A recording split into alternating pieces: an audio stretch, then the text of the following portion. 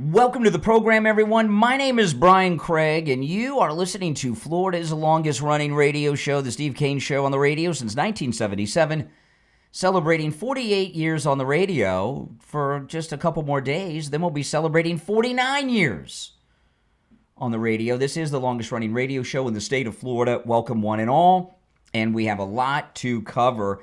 I'm going to start, we had this tragedy in New York City, and CNN, with their wishful, racially stereotyping broadcast, has really caused a stir. I'm going to get into that. And the real story behind this god-awful massacre in New York City, they're not even covering in the news. The news media are based out of New York City, not Washington, D.C., but New York City. In New York City is where all the networks, all the top news organizations are located, and all of these top national news outlets, television, print, everything, they have their best top people in New York City.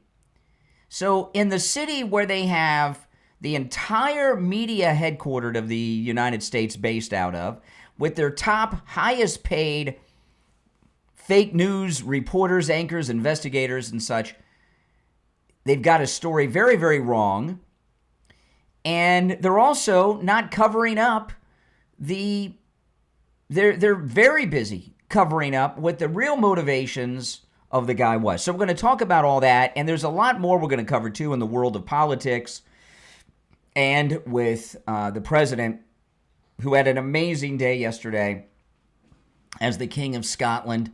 And we'll get into all of that and your calls. The number is toll-free, no matter where you're tuned in from, 888-465-2631, 888-465-2631. I got this new shirt. My wife got me this new T-shirt. It's another alligator Alcatraz shirt. And this one is my favorite one. If you guys watch on YouTube, you can see it. And if you think the front of it's cool, wait till you see the back of the shirt, which I'll show everyone on YouTube. Watch it on YouTube during the commercial break. But it's an alligator Alcatraz shirt. I love it. And it's a picture of President Trump wearing his suit and tie, wearing a MAGA hat, and he's riding an alligator in the Everglades, in the Florida Everglades. It's a pretty cool thing. He's actually riding the alligator, President Trump. I love it. And my wife, she knows exactly what to get for me, I tell you. And she's got me, I don't know, 4, 5, maybe 6 alligator Alcatraz shirts. And I wear these alligator Alcatraz shirts I have all over the place. And everyone I get very nice compliments about them. Nice shirt, love the shirt. Where'd you get the shirt? How do I get the shirt? Cool shirt, love it, cool. I have not had a single negative comment about any of my alligator Alcatraz shirts. I love it. All right, so let's get to this. So there was a god-awful tragedy, and facts could change and be updated because it's a breaking story, but 4 people, including one who's a police officer and a family man, their lives were taken by this monster. And there was a still photograph taken during the day in full living color that had been released, and because they were looking for the guy. And even though this had been released, CNN reports, well, what they wish they saw. And it's an interesting thing because you're looking at the photograph and you know who the guy is, you know what he's about to a certain extent, but CNN, they see something completely different. Listen. Who he is? They do not know who he is. They know he is a male, possibly white. He's wearing sunglasses. He appears to have a mustache. And that picture has been distributed to every police officer in New York City. Mm-hmm. What are they get possibly white? You look at the photograph and he's describing it so accurately. The guy's obviously black. Who he is? They do not know who he is. They know he is a male, possibly white. He's wearing sunglasses. He appears to have a mustache. And that picture has been distributed to every police officer in New York City. See, now, there's no excuse now because they actually have the photograph. The photograph's been released. It's been released so that the public can help the great NYPD, the people that were running into the buildings when everybody else was running out, along with the firefighters, on 9/11. And they're telling us, don't believe your lying eyes. The guy's white. Might be. I know he looks black to everybody, but he might be white. Particularly has been sent to the phones of the search teams inside that building because whenever they encounter a group of people, the first thing they have to figure out is that individual among these people hiding among victims? Or You know, what they're doing here on CNN is incredibly dangerous. The NYPD have released that photograph to the media so the media can get it on the air so that the public can help them identify the person. And even though they are looking at the photograph on CNN, they're giving the wrong description. And someone may see this guy, oh, he looks like him, but he's not white, he's black, and not alert authorities. Or pretending to be an office worker, because one thing you don't want to have happen is to have this kind of cordon where you're trying to evacuate people in groups as you can get them to a safe corridor and have this person slip out with them. So, yes, they have the picture and they have distributed it to everybody on the scene. Okay. Now, it's also been reported that when this was going on, the shooter was yelling "Free Palestine," and his target is target number 5 on a list of the Globalize the Intifada Zone of Operations list. So, you know, here we have what looks like Islamic terrorism, sadly, Islamic terrorism again in New York City, that he was yelling "Free Palestine" and his target was number 5 on the Globalize the Intifada Zone of Operations. They're not even reporting that. They're reporting that he might be white even though they're looking at the photograph. And then it went on later with Brian Stelter and this idiot later on CNN. They continued it. Listen. At any given time.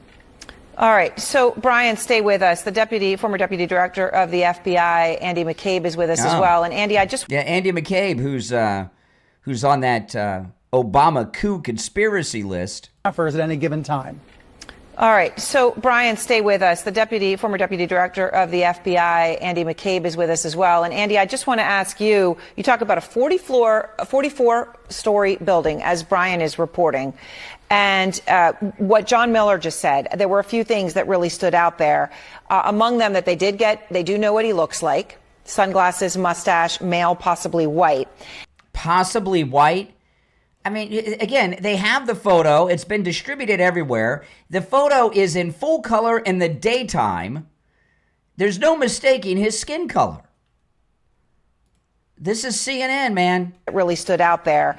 Among them that they do know what he looks like. Sunglasses, mustache, male, possibly white.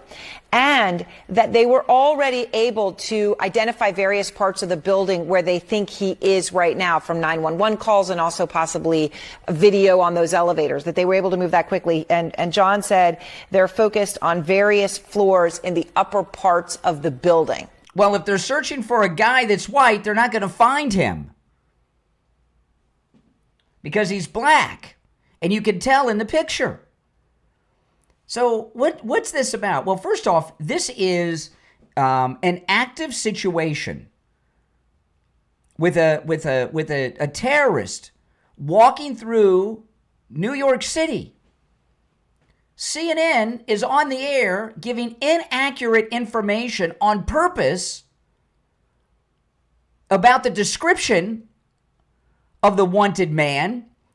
After the NYPD gave this full-color, day-lit photograph of him, they're giving misinformation. Really what CNN is doing in their wokeism over there is they could possibly allow this guy to escape or He didn't, but they could have allowed him to escape or remain free longer to do more mayhem. This is very well could be the most irresponsible broadcasting I have ever heard during a breaking, tragic event like this when the suspect is still on the loose. The last time this happened was during the Boston bombing. Remember that? When the Boston bombing happened, we all knew what happened. We knew it was terrorism. Everybody knew. You could tell it was terrorism. Shepard Smith was still on Fox, and he was saying it was one of the power converters. And he said, well, in Boston, the power converters are at sidewalk level, not high up the pole, and that could be a come on. And, of course, the Zohan brothers, sounds like a trapeze or high wire act at the circus, doesn't it? The Zohan brothers. The Zohan brothers were on the loose. They had not been identified yet after that Boston bombing terrorist act. And they had a photograph that was taken from a street cam. It was in black and white. It was very grainy. You couldn't tell. They did look white. And I remember they had a press conference. The local police, they were so excited. Yet the media couldn't contain their excitement. They were giddy. They were still looking for these guys. But the idea that they looked like they were white had the press and the police in Boston giddy. Remember that? Then we found out they were Chechen Muslims, white Muslims. But this guy, listen, I hate to bring up a race issue. I'm so tired of these Democrats bringing us into these race issues. But when you have a suspect who's killed, and he's not been apprehended yet, and he's on the loose, and the NYPD give a photograph of him out there asking you to go on the air and enlist the community, if they see this guy, call, and you're giving out on purpose because of your idiot wokeism, false information, you are aiding and abetting. You're like an accessory after the fact. One of the most important things to me, and this is true, I think, for most people, but, I have crazy hours. One of the things that's most important to me than anything else is getting a good night's sleep. I go very long each day. I do 2-3 shows a day. I get 4 to 5 hours of sleep. And you hear me, energetic and everything, because those 4 to 5 hours a night of sleep I get are well-rested sleep, and that begins with having the MyPillow. Before I got the MyPillow, I tried every pillow out there. Foam pillows. Oh, the memory gel. I remember that one. Oh, yeah. Oh, the bamboo pillow. That was the worst. I got the bamboo pillow at Brookstone at the mall. It was over $200, and there were a bunch of others. None of them worked. But the classic original MyPillow, it did the trick from that first night I slept on it. In fact, I still have that pillow. I've had it for over 10 years, and it's just as good as the day I got it. The classic MyPillow that started it all is Mike Lindell's bestseller at MyPillow.com. That's right. You'll feel the difference as soon as you put your head on it the first night. It has that patented interlocking fill inside that adjusts to you. You won't flip the pillow over ever again. You won't fold the pillow ever again. And get this, it's 100% machine washable and dryable. Wash it with every time we wash the sheets, we wash our pillows. It's made right here in the United States, and it comes with a 10-year warranty. A pillow that comes with a 10-year warranty. That's right. I wake up feeling rested and ready to go because of that great MyPillow. So if you want to get real good, deep REM sleep each and every night, go to MyPillow.com. Use our promo code KANE at checkout, K-A-N-E. You can get the MyPillow that started it all for less than $20. You heard me, less than $20 with our promo code KANE at checkout at MyPillow.com. Save big and sleep better than you've ever slept before for the rest of your life. Go to MyPillow.com, use our promo code KANE at checkout, K-A-N-E, and order your original classic MyPillow. It's less than $20 with our promo code KANE, K-A-N-E. We'll be right back.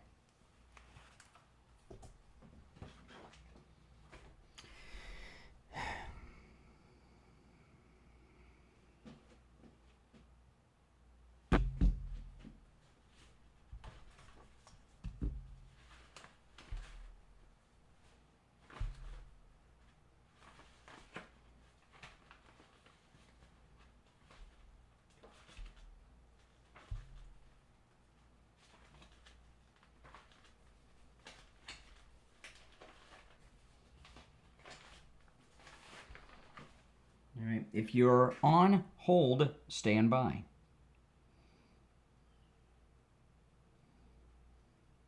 I'll take some calls when we get back. Yeah, probably white. These people are out of their freaking minds, aren't they? They just are nuts.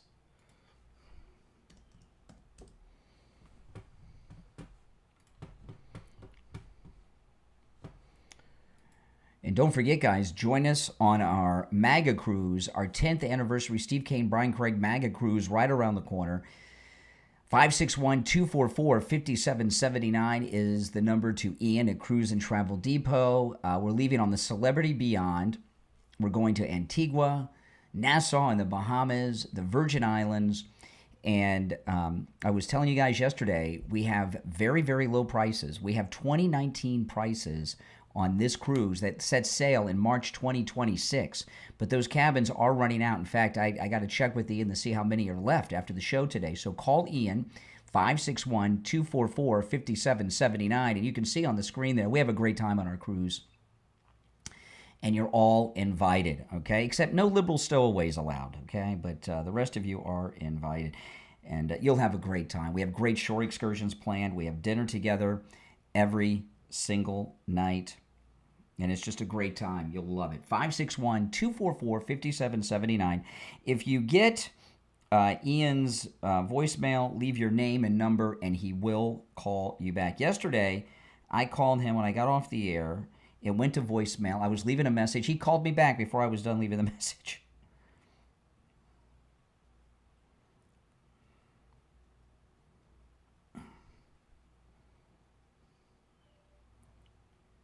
We have a great time.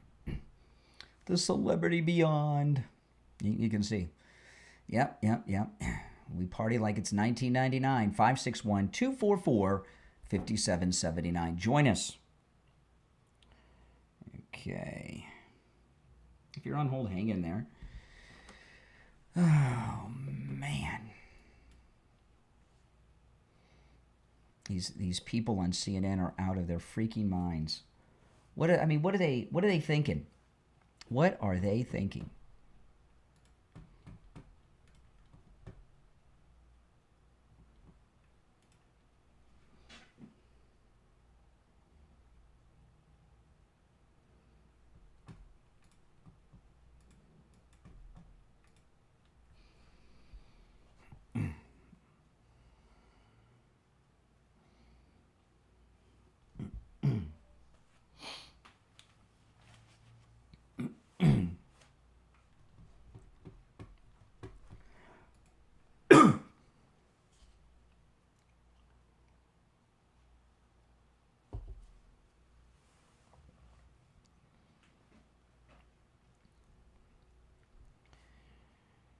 Welcome back, everyone. My name is Brian Craig. It's the Steve Kane Show. Call us on hold. Stand by. Our number is toll-free, 1-888-465-2631. 1-888-465-2631. So, CNN, trying to cause racial division. Let's take a call or two. We got a lot to cover on the program today. Lots happened. You're on the air. What's your name? Where are you calling from?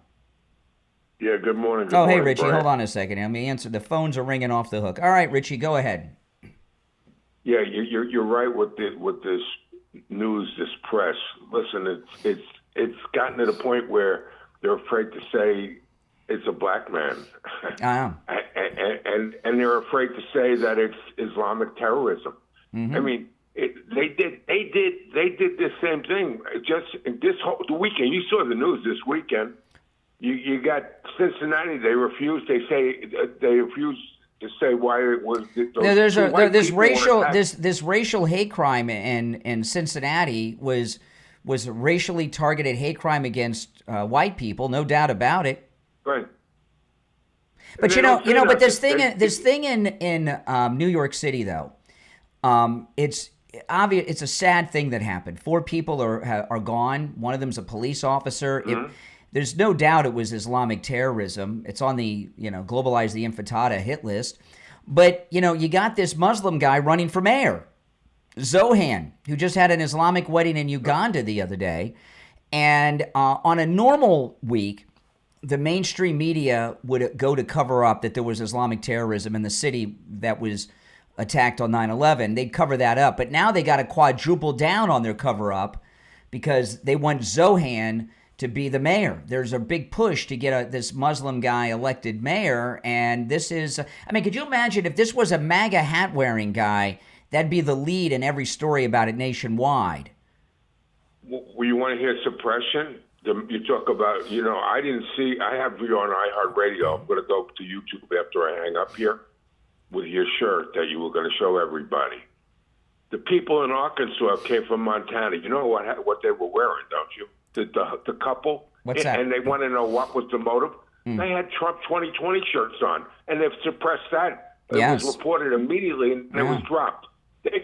Why would somebody jump out of the woods and stab two people that just moved into the area? Yesterday I was out and about somewhere. I was at a store, and I had my Trump 2028 hat on. And there was a guy. He was a big guy too. He was like your size. He was a big guy. He was 6'5", a big guy, and he was staring at me. And I figured something was coming up. And I'm walking out, and he says, "Why are you wearing that hat?" I've never met this guy before. It's disgusting. And I said, I support Trump. Well, he can't run again. He started getting nasty. I said, okay, whatever. And I left. He started following me to my car. And followed me almost all the way to my car. And I had to bark back at him a little bit. And luckily, there was somebody else there that I knew that I started talking to. And that ran him off. But this guy was following me to my car yesterday because of this hat. Brian, it's more than Trump derangement syndrome. You got people calling you on the phone, basically threatening you 24/7. You really need and because you're wearing Trump stuff. And they're triggered. They're so triggered that now it's getting violent. And I believe those two people in Arkansas were taken out. I believe this guy was going up to that third floor because it was owned by a Jewish landlord. Yep. The whole building, and they're in. And he came all the way from Vegas. Yeah. And he had a mission. It wasn't just why would a guy drive all? It was like I have to get there and do this. And he went right where he wanted to go. And the poor people in the lobby, they just were in his way. I mean, That's right. I heard that the one that got off the elevator, he probably was so blinded by his hatred and that he didn't even see her. You could look at somebody and not even realize they're there if you have tunnel vision. Well, they've got an active shooter situation, and that guy, what kind of rifle did he have? It was a big one. It was a long rifle. Did you? I don't. It was. I haven't seen it. It was the MR-50. The AR. It was an AR. Okay, it was an AR. AR rather. Okay. AR-15. So he's walking around with a fully loaded AR-15. They don't have him yet. CNN, they're giving out the wrong description on purpose due to their liberal wokeism, while there's a guy on the loose that they're helping him get away possibly when they give out false information like that. It's crazy. They should be taken off the air, these people. But then they give that information. You're talking about him being a Muslim terrorism. They're giving out information. He was on mental. He was mental from police in Vegas. So what is a mental man walking around with a gun? Well, what does that mean? He got prescribed. What does mental mean? That he was prescribed Prozac like 3/4 of the country? I don't know what that means. And I got news for you. Most everybody in jail for violent crimes has mental issues. Sane people don't commit acts of violence against innocent people. You have to be a little bit nuts to do that. Well, this is a scary time we're in, and between you and I tell you, I would wear that stuff. This guy. Let me tell you. I wear my. The only time I don't wear my Trump stuff. There's 2 times I don't wear my Trump stuff. Okay, I go to Starbucks every day, and sometimes if you guys watch me on YouTube, I do YouTube. Sometimes I'll do like an hour and a half YouTube live show before the radio show. And I'll go to Starbucks and you'll see me. I'm wearing a jacket. I'm covering up my Trump shirt because the Starbucks, I've been ratted out at some of the Starbucks, and the coffee, they give me decaf. and I can tell because I get headaches from it, so I'm like undercover. And if I go to a restaurant, other than like, Chipotle where I can see them make the food, if I go to a restaurant, I don't wear my Trump stuff. But this guy yesterday that was following me to the car, it was really scary because he was pissed and he was big and I was unarmed. And he was a white guy, by the way, if you're wondering. What am I going to do? It was crazy. If that guy made a move, he didn't follow me to my car for nothing. And I couldn't have taken him. I couldn't have taken the guy. He was too big. Yeah, well, you take a look at Arkansas. Not for nothing, they got that. They both had Trump 2020 shirts. You don't hear that reported in the news. And why? And there was other people hiking. Why did the guy jump out of the bushes, specifically attacking them? And they were strangers. They had their daughter, 7 and 9 years old. They got away, thank God. But I believe that it was a hate crime against Trump supporters, and they won't report that either. So, I mean, it's ridiculous, man. It's really ridiculous.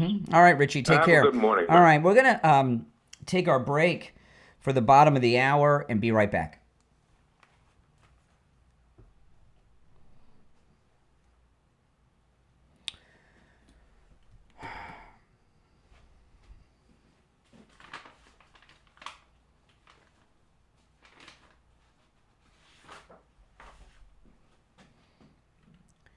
Now, guys, you guys familiar with Balance of Nature? You see them all over the place, right? Well, they're a new sponsor here on the program, so that's right.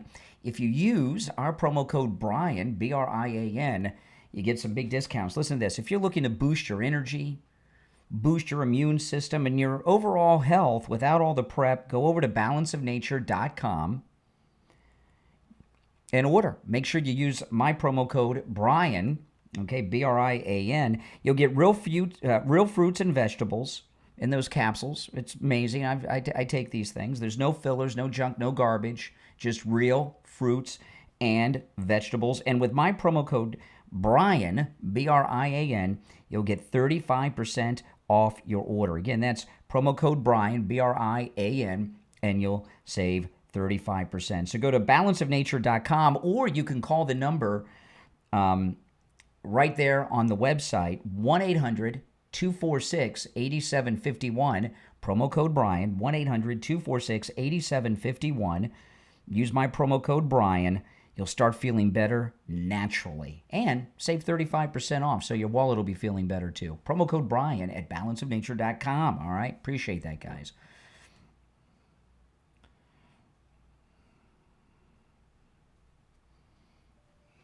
Yep, if you're on hold, hang in there.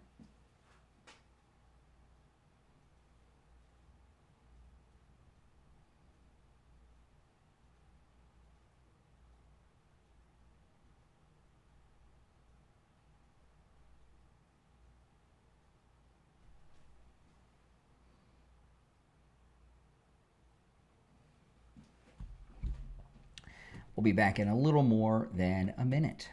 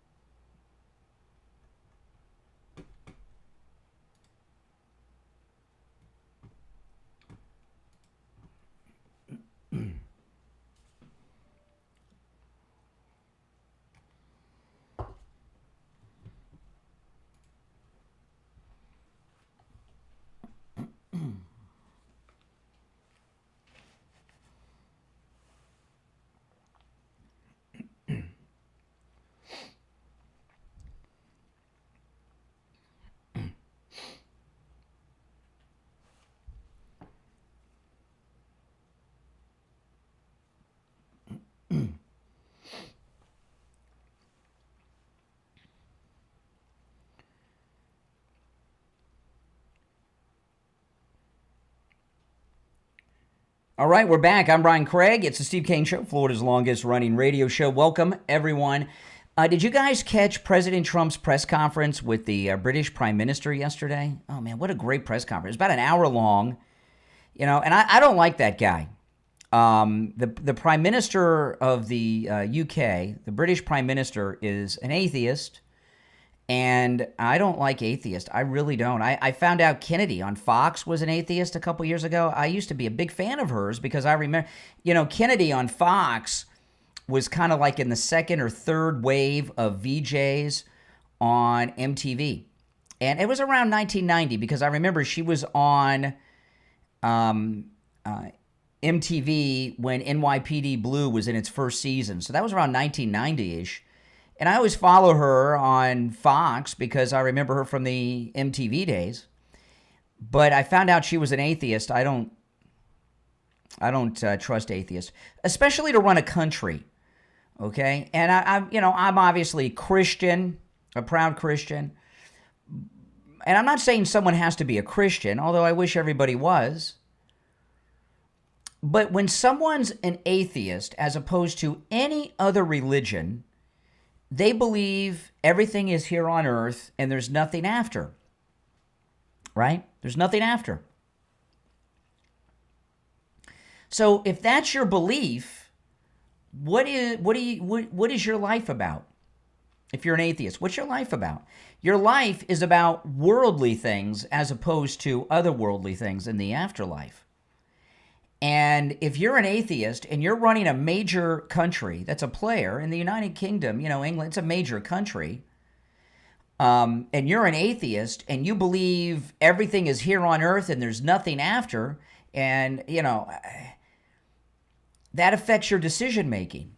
That means you're only concerned about worldly gains and worldly pleasures, and I cannot trust someone who's an atheist to run a country. So the guy's liberal on top of it, but whatever he does and he talks about, that scares the daylights out of me. And when I tell you I don't like atheists, there's atheism is a big trend in the UK. It is a huge trend, and it's sad. This one really pained me because I was a big fan of this person, Ricky Gervais from the British version of The Office. He had that show Extras, and Ricky Gervais. Remember those Golden Globes that he hosted? Those were brilliant. Those were the best. Ricky Gervais is the funniest man alive in the world today. He's the funniest man alive. He's the modern day Don Rickles. Joan Rivers was the funniest woman who ever lived. Ricky Gervais is the funniest man alive. But I found out he was an atheist, and I didn't really follow him or anything, so I didn't know. I just knew he was very funny. That show Extras was brilliant. The Office, everybody loves The Office, the original Office. He's great. And he did a movie called The Invention of Lying, and I watched it because I was a fan of Ricky Gervais. And the whole movie is about atheism, and then I found out he was an atheist. I don't watch Ricky Gervais anymore because of that. I think atheism is evil. I get creeped out by atheists. That's me.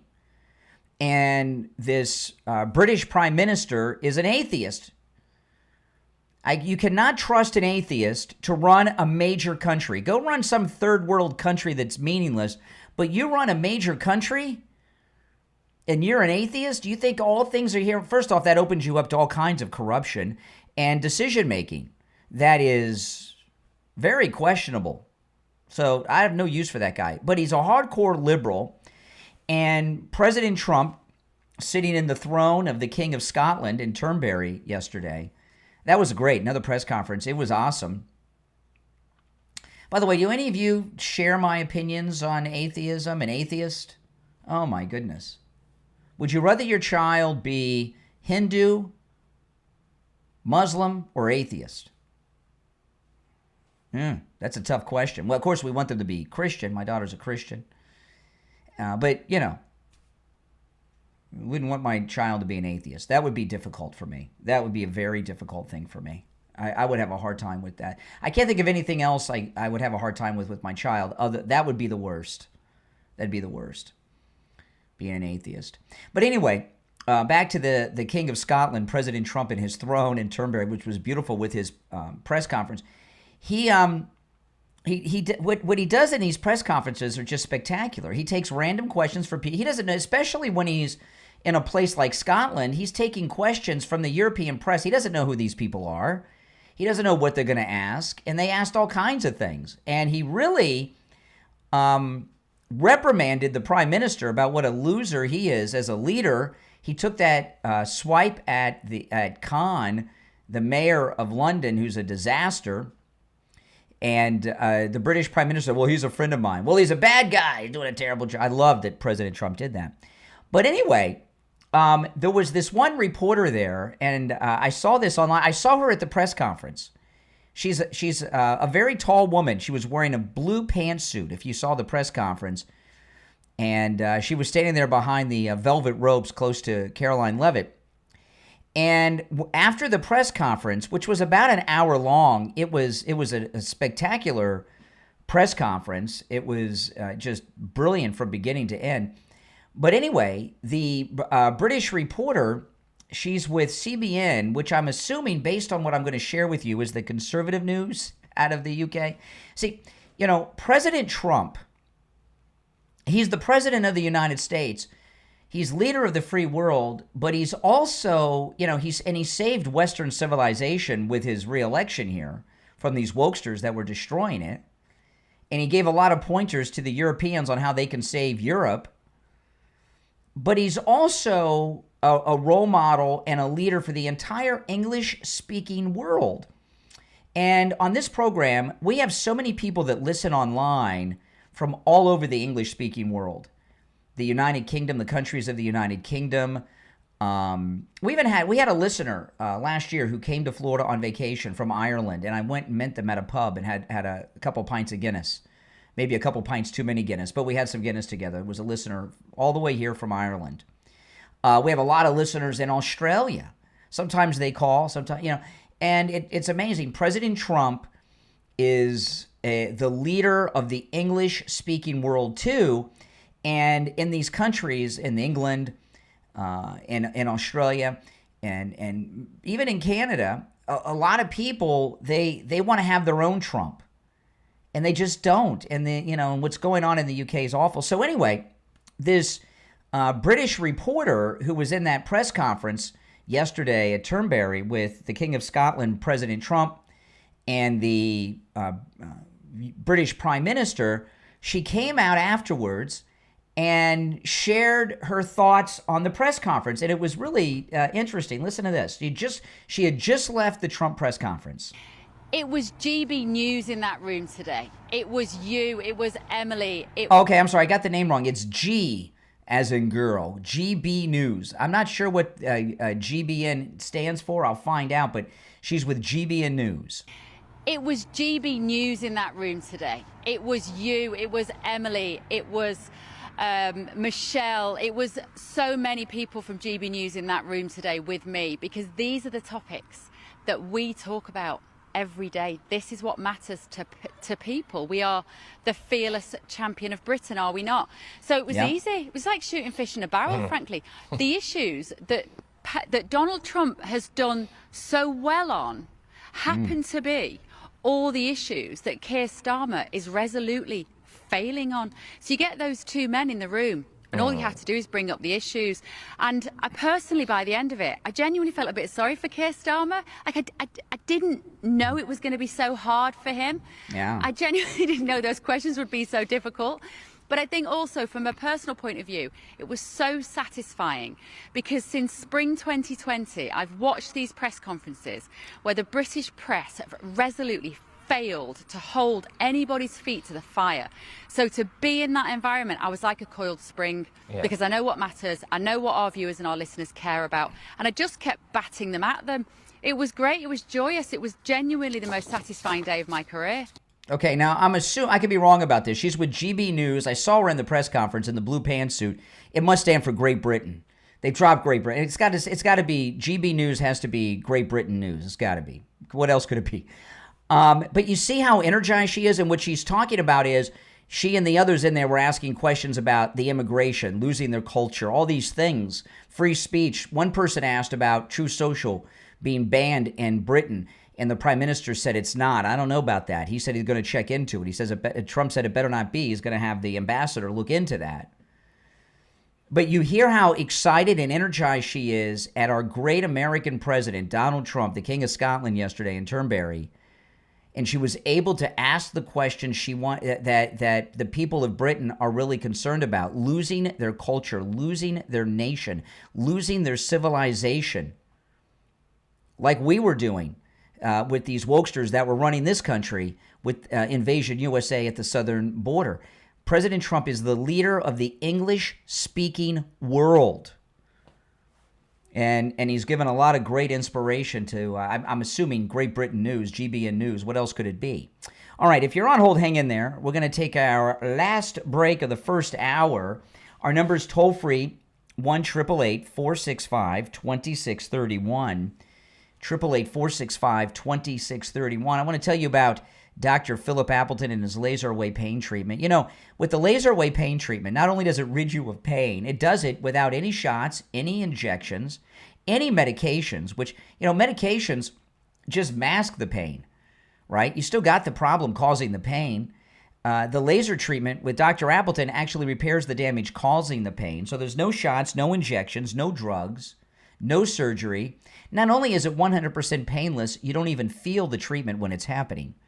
So it's painless, and it's also feeling free, too. And the best part is it works. He's rid me of pain 7 times from different types of pain, from arthritis to pains from injuries and falls.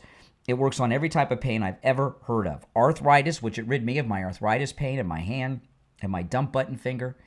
Bursitis, work injuries, sports injuries. You know, there was a listener that wanted to look at my fingers. Isn't this weird? This was the weekend before last at Attorney Barry Siegel's workshop. There was a listener who asked to look at my fingers.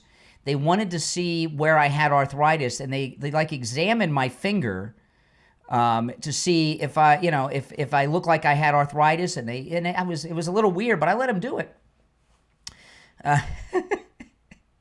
I know that's you know what happens. But yeah, arthritis, bursitis, work and sports injuries, strains and sprains, I'm not kidding, repetitive motion injuries, post-surgical swelling. These are all things the laser treatment works on. Neck and back injuries, knee conditions, tinnitus, sciatica, spinal stenosis, fibromyalgia, plantar fasciitis, which is incredibly painful, rotary tears, herniated disc, acute and chronic pain, and that's a very incomplete list. Give Dr. Appleton a call and say bye-bye to your pain. Also, if you've been in a car accident, even if it's in an Uber or a Lyft, or you were a passenger or the driver and you're in pain from a car accident, go see Dr. Appleton, okay? 954-973-0710. 954-973-0710. And online, AppletonCairo.com. We'll be right back.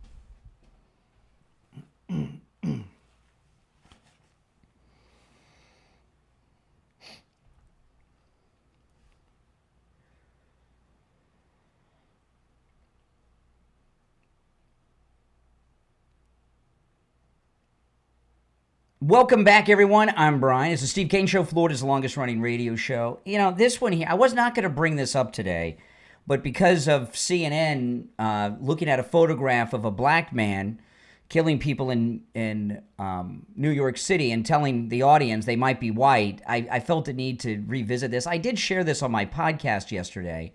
Have you seen this controversy over Sydney Sweeney? Now, I'm going to tell you right out the box, she is a less than mediocre actress. I saw a movie with her recently on Apple TV with Julianne Moore. And in this movie, she plays a Hunter Biden type, you know, a loser kid that's hooked on everything you can imagine, you know, and you get to see Sydney Sweeney, what she really looks like without all the airbrushing and everything. And she's not all that good looking without the airbrushing and stuff. I'll tell you that. By the way, there is a video of Bret Baier that Bret Baier put out on Instagram yesterday. I posted this on my X, and it's Bret Baier without his hair and makeup done. You would not recognize him if you were standing next to him with what Bret Baier really looks like. Have any of you seen this? Go to my X, Brian Craig Show, and look at this. It's a video that he put up. I couldn't believe it. A lot of people say he looks like Greg Brady today. What Greg Brady looks like today, not back on the Brady Bunch. But anyway, Sydney Sweeney, she's a mediocre, I would say she's a less than mediocre actress. And she's a star because she's got, you know, huge boobs, right? I mean, let's face it. That's it. It's, you know. And she's got this jean commercial from American Eagle. And liberals, Gen Z and millennial liberals, are having meltdowns over this because there's a white person who's in a commercial on television and online. And if you watch television or online commercials, there's hardly any white people in them. Unless it's like a home alarm company and the guy breaking in is usually white into a black family's home or something. And that's been a thing that's been going on the last few years. And the same goes for television too. You know, there's a new Star Trek series that's debuting next year, and they released a trailer, and a lot of Star Trek fans online, they've updated, you know, Where's Waldo? They've updated it to Where's the White Guy? And you look through, and there's no white guys in it, you know. And Hollywood and Madison Avenue have decided white people are no longer to be leads in television shows or movies, with rare exceptions. And they're not to do any type of modeling or advertising either on television. But Sydney Sweeney is, and they're having a fit about it. And she's, it's a jean commercial for American Eagle Outfitters. And because she's talking about her jeans, and having good genes, they're assuming because she's white and has blonde hair that she's a Nazi. I'm not kidding. I'm going to play some of this for you. And she's making a joke about her genes with her blue genes and her DNA genes. And the reference she's making, she has good genes that give her big boobs. She's saying that women in her family have big chests. But listen to some of these Gen Z Karens. And then two of them are white, and I have one that's not white that if I have time, I'll get to it. You guys are complaining about that Sydney Sweeney jeans ad, so I went and saw it. I feel like Sydney Sweeney getting canceled for Yahtzee propaganda should have been on everyone's bingo card at this point. She said Yahtzee, but she meant Nazi. But believe it or not, it does keep getting worse because they have continued to drop more ads over the last few days. And today I'm going to show you the most horrific and problematic one. As always, make sure you like, rage, comment, repost, and follow along for more. But if you're not already up to date, here's what's going on. This week, Sydney Sweeney launched an ad campaign with American Eagle that is very clearly white propaganda. And in any other timeline, it might have been less noticeable, but given the current climate of things, it is extremely obvious, and it has garnered them a lot of attention, and even their stocks have gone up because of it. This shouldn't really be a shock. In the past, we've seen her with her family members who are all clearly red hat people. Yeah, her family, there's a photograph of her with her family and cowboy clothes. They're saying they're MAGA. In the moment, some people gave her a pass for that, obviously, because you can't choose your family, but her silence since then and this campaign with American Eagle now really seals the deal with where she's at. Obviously, the campaign goes beyond just a bunch of photos and videos in which she's wearing jeans where none of them seem to fit, which was an odd choice. But every single ad is specifically emphasizing this double entendre with the word jeans, saying that Sydney Sweeney has great jeans. That is said throughout the ads over and over and over again, and they could have chosen a number of angles to go about this campaign, but saying that about a blonde-haired, blue-eyed woman right now who's dressed all like Yeehaw America, that says a lot. It's pretty obviously promoting European centrism, and it has everyone up in arms about it, but their most recent video is the most obvious and the most, like, you can't argue this anymore. Like, you know what you're doing, and I obviously have my thoughts and opinions on it, but I'll let you watch it and just form your own. Genes are passed down from parents to offspring, often determining traits like hair color, personality, and even eye color. My genes are blue. Yeah. Okay. So, yeah. Okay. Nothing wrong with that. And then here is, I know that was a white girl, the first one. Here's a girl who is not white. I think she's African-American. She might be Hispanic. She might be mixed. I can't tell. And she's like in tears over this Sydney Sweeney ad. Yep, that got me too. Yeah, she's crying. And I don't know why. Maybe because it's just so blatant. I keep thinking that people just are not gonna believe us until we're hung out there, but then even then I feel like they'll be like, oh no, kind of like they are with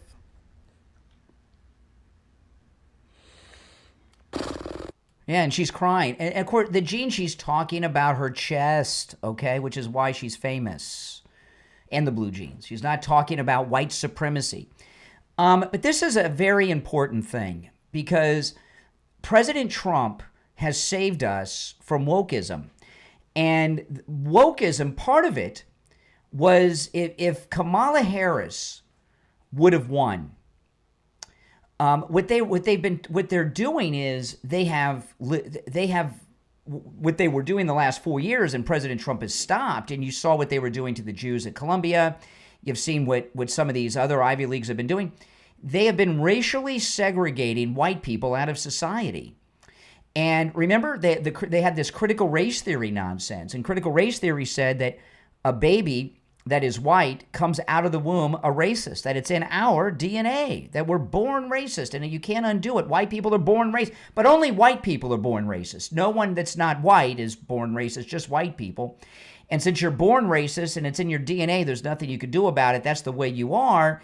So they were working to segregate white people from society. And they've had a lot of success in the world of entertainment, movies, television, and television ads. And we've seen this. There's been a lot of talk about it.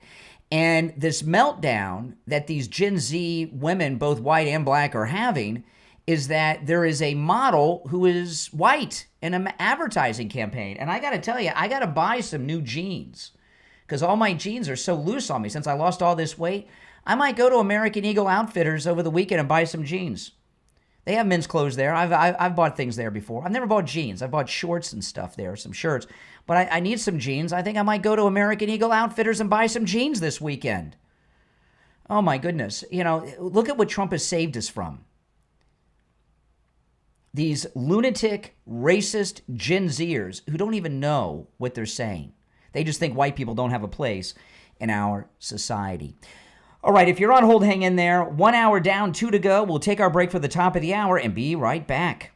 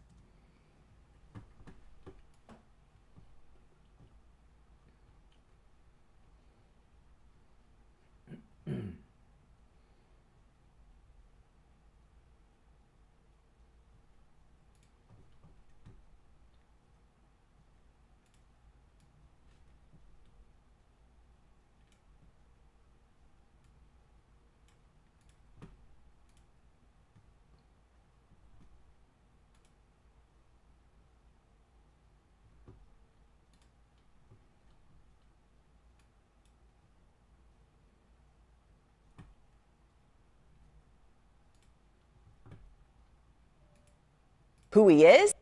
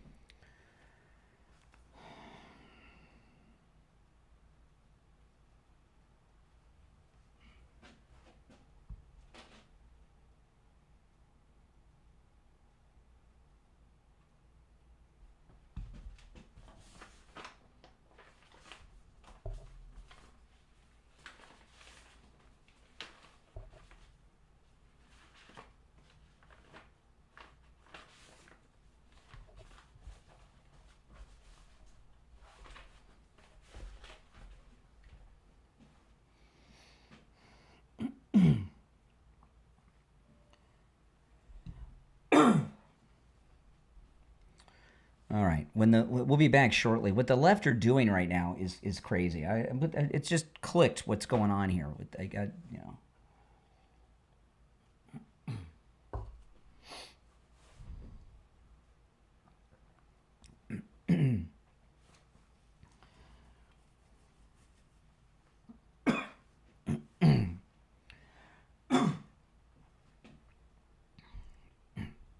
Oh, the back of my alligator Alcatraz shirt.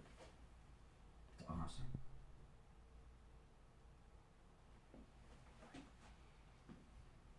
Welcome back. Hour number 2 has begun. It's the Steve Kane Show, Florida's longest running radio show. My name is Brian Craig. Welcome back. You know, I want to tell you something here before I go. I got to recap a story that I began with at the top of the last hour because it's important. And I just realized as I'm going through my, my show prep, something just dawned on me. You know, the way that I do my show prep, remember Rush used to have his stack of stuff? I used to do that. Years ago, when I first started, we had newspapers. But what I used to do when the internet was new, I would print up articles. And some days I would print up 200 pages or more of articles of stuff we'd cover on the show. It was crazy. We went through so much paper and ink. And then when social media came into being, what I do now, my stack of stuff is my X feed. So if you follow me on X, the social media platform formerly known as Twitter, Brian Craig Show, you get all my show prep, everything I talk about, and even the stuff I never get to. And that's my stack of stuff. If I read an article and I find it interesting or something I might reference or talk about on the show, I tweet it. And that's how I do my show prep. I get up in the morning to do my show prep, get in the shower, get coffee. I sit on my couch in the living room on my laptop, and I go through my news sources. And when I see an article that I'm either going to talk about or I've read and I might reference or it's relevant to everything, I just tweet it. And that's my stack of stuff. Brian Craig Show on X. I'm not doing this, by the way, as just promotion for my ex, okay? There's a reason why. And then what I do on the show while I'm on the air, whether it's the radio show or my podcast or just a YouTube stream I have my X feed up, and I go through my feed to pull up the stories that I want to share. And I just realized something during the top of the hour break, because I knew I wanted to recap my lead story because it's very important, the CNN story. And then I did want to mention that Sydney Sweeney story that I ended the hour with. And then I pulled up the next story. And I realized all of these stories involve race, in particular, black and white. So, that's really not something we talk about. Racial issues when they're in the news. There's no doubt about it. We never shy away from that. That's part of, but why are there so many racial, and I've got 3 today, and there's more than the 3, but there's 3 that I'm going to be talking about. The CNN story, which I'm going to recap. The Sydney Sweeney story, which I'm not going to recap, but if somebody calls about it, I'll talk about it. And then there's a third one, which I haven't mentioned yet, which I'll get to shortly. But they all involve race, and it's black and white. So, and I just realized during the break, there's so many stories about black and white race issues. And then it clicked what's going on. This is the Democrats. The Democrats are losing. Donald Trump's poll numbers are like in the 90s. There was a poll over the weekend that came out. Donald Trump is polling so high with African Americans, in particular black men. And the Democrats are trying to start racial problems again, because they think if they start these racial problems, that it'll bring blacks home to the Democrat plantation. That's what they're trying to do. It's obvious. That's why there's so many racial issues in the news today. So it's important to understand what's going on here. And, media bias. Now, that doesn't mean that the media went out and caused these stories. But media bias, one form of media bias is what stories the media choose to report and not report. Okay? That's a bias too. And, they have a 24-hour news cycle, so they have plenty of time for everything. So there's a lot of things they don't cover. There was a great example about this yesterday. President Trump talked 5 minutes about Epstein in Scotland. A reporter asked about Epstein, and he had an interesting thing about it. And he mentioned how many times Bill Clinton had gone to Epstein Island, 20-something times. Blitzer on CNN covered the story, played the clip, but edited out the thing about Clinton. Didn't want their viewers to hear that part. They played the thing, but they cut that part out about Bill Clinton. Isn't that something? On CNN yesterday. That's how they operate. By the way, that is not an open door. We're not talking about Epstein. I'm just referencing an example of media bias. So anyway, if you're on hold, stand by. Let me go through this. Now, this is the story that the lead story today is this god-awful event that happened in New York City. So these 2 clips I'm going to play for you are both CNN. The NYPD, they had not gotten the guy yet.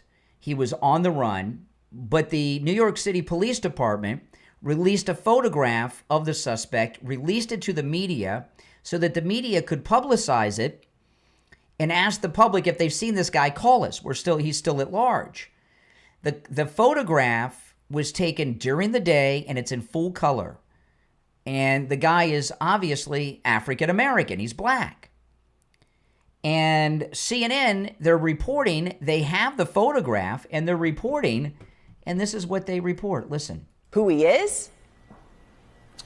They do not know who he is. They know he is a male, possibly white.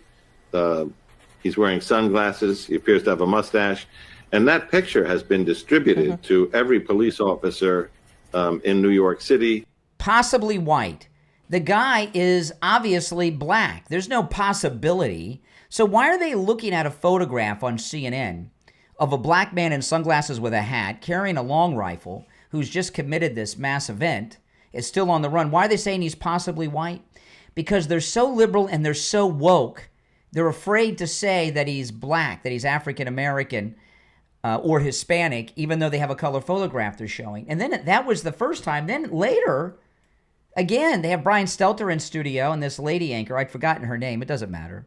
But again, they have the photo in hand. The guy's still at large. Offers at any given time. All right. So, Brian, stay with us. The former deputy director of the FBI, Andy McCabe, is with us as well. And Andy, I just want to ask you, you talk about a 44-story building, as Brian is reporting. And what John Miller just said, there were a few things that really stood out there. Among them that they do know what he looks like. Sunglasses, mustache, male, possibly white. They've got the full color photograph in the daylight. He's obviously not white. He's black. You might say he's black, possibly Hispanic, but he's black. And that's 2 times they reported on the air that he's possibly white while they're looking at a color photograph that shows he's black. That's how, liberalism can get people killed. This guy is still on the run.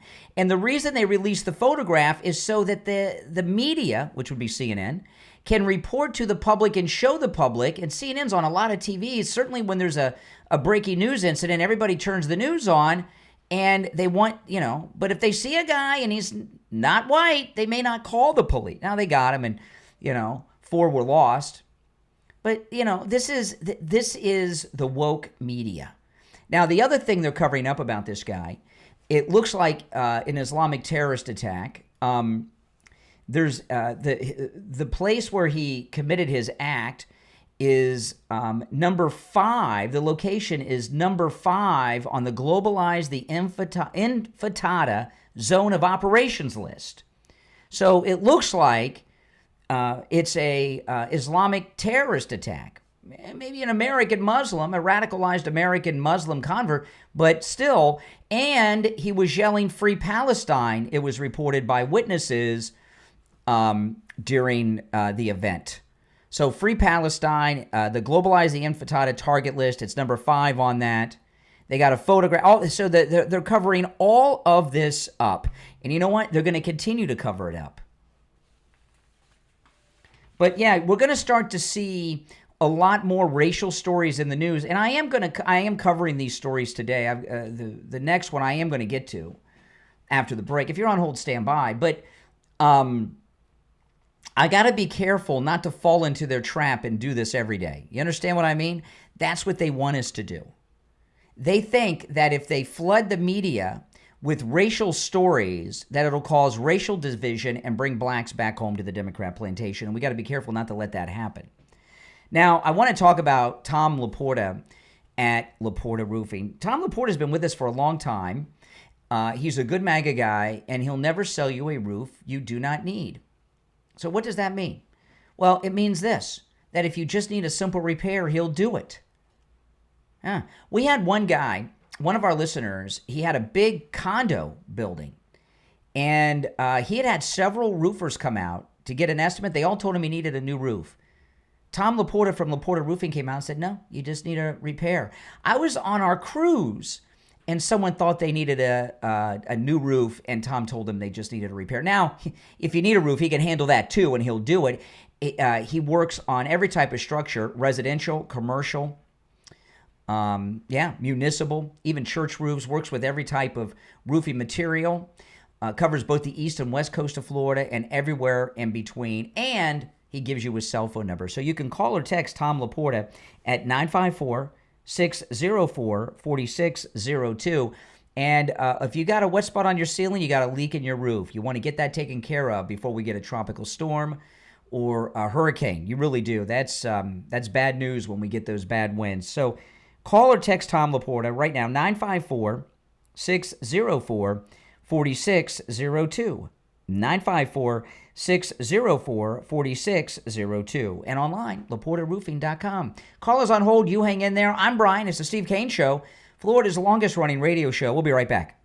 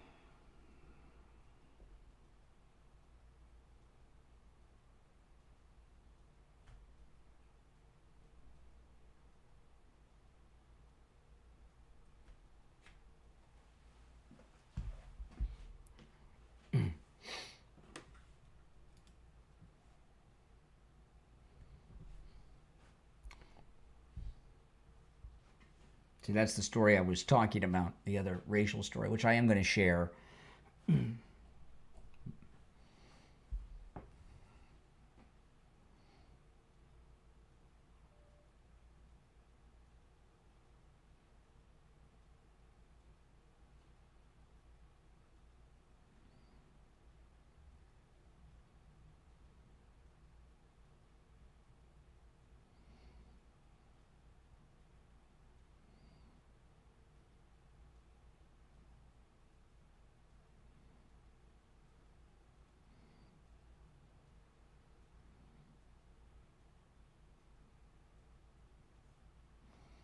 We'll be back in about a minute.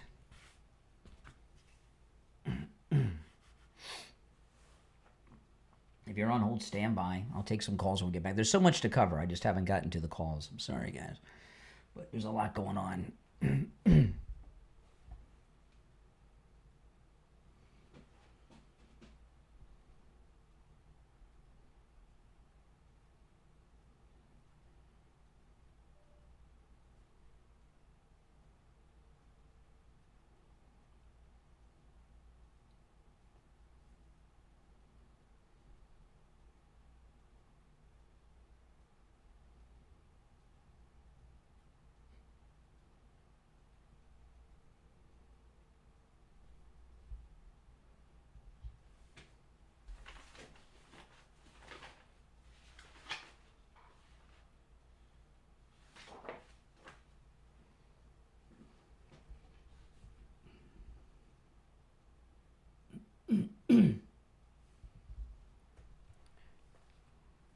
All right, we're back. I'm Brian. It's the Steve Kane Show.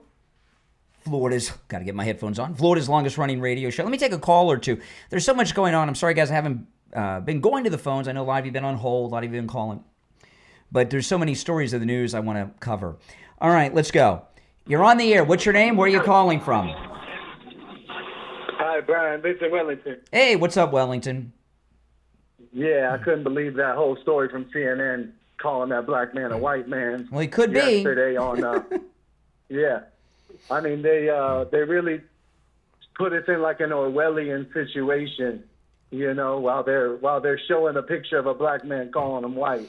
Yeah, you know, that's crazy. It's insane that they're doing that. Insane. Yeah, the scary part is that you have what went on at Walmart. Then you have what went on in, what was that, Las Vegas or something like that? Mm-hmm. Where, it's Cincinnati. Yeah, that's the next story I'm getting to. Yeah, that was a hate crime against whites, I believe. Yeah, the amount of animosity that people have in the streets right now is just, it's all elevated by the media and how they're trying to push this narrative that, you know, we're going back to Jim Crow and segregation, and they're trying to exploit 40 white people moving to the Ozarks they're trying to claim is making a white supremacist place. Like the amount of things that they're trying to just throw in this psyop of Epstein and everything else is just, it's pathetic almost. Yeah. The amount of lies that they're throwing out there, you know? Like, yeah.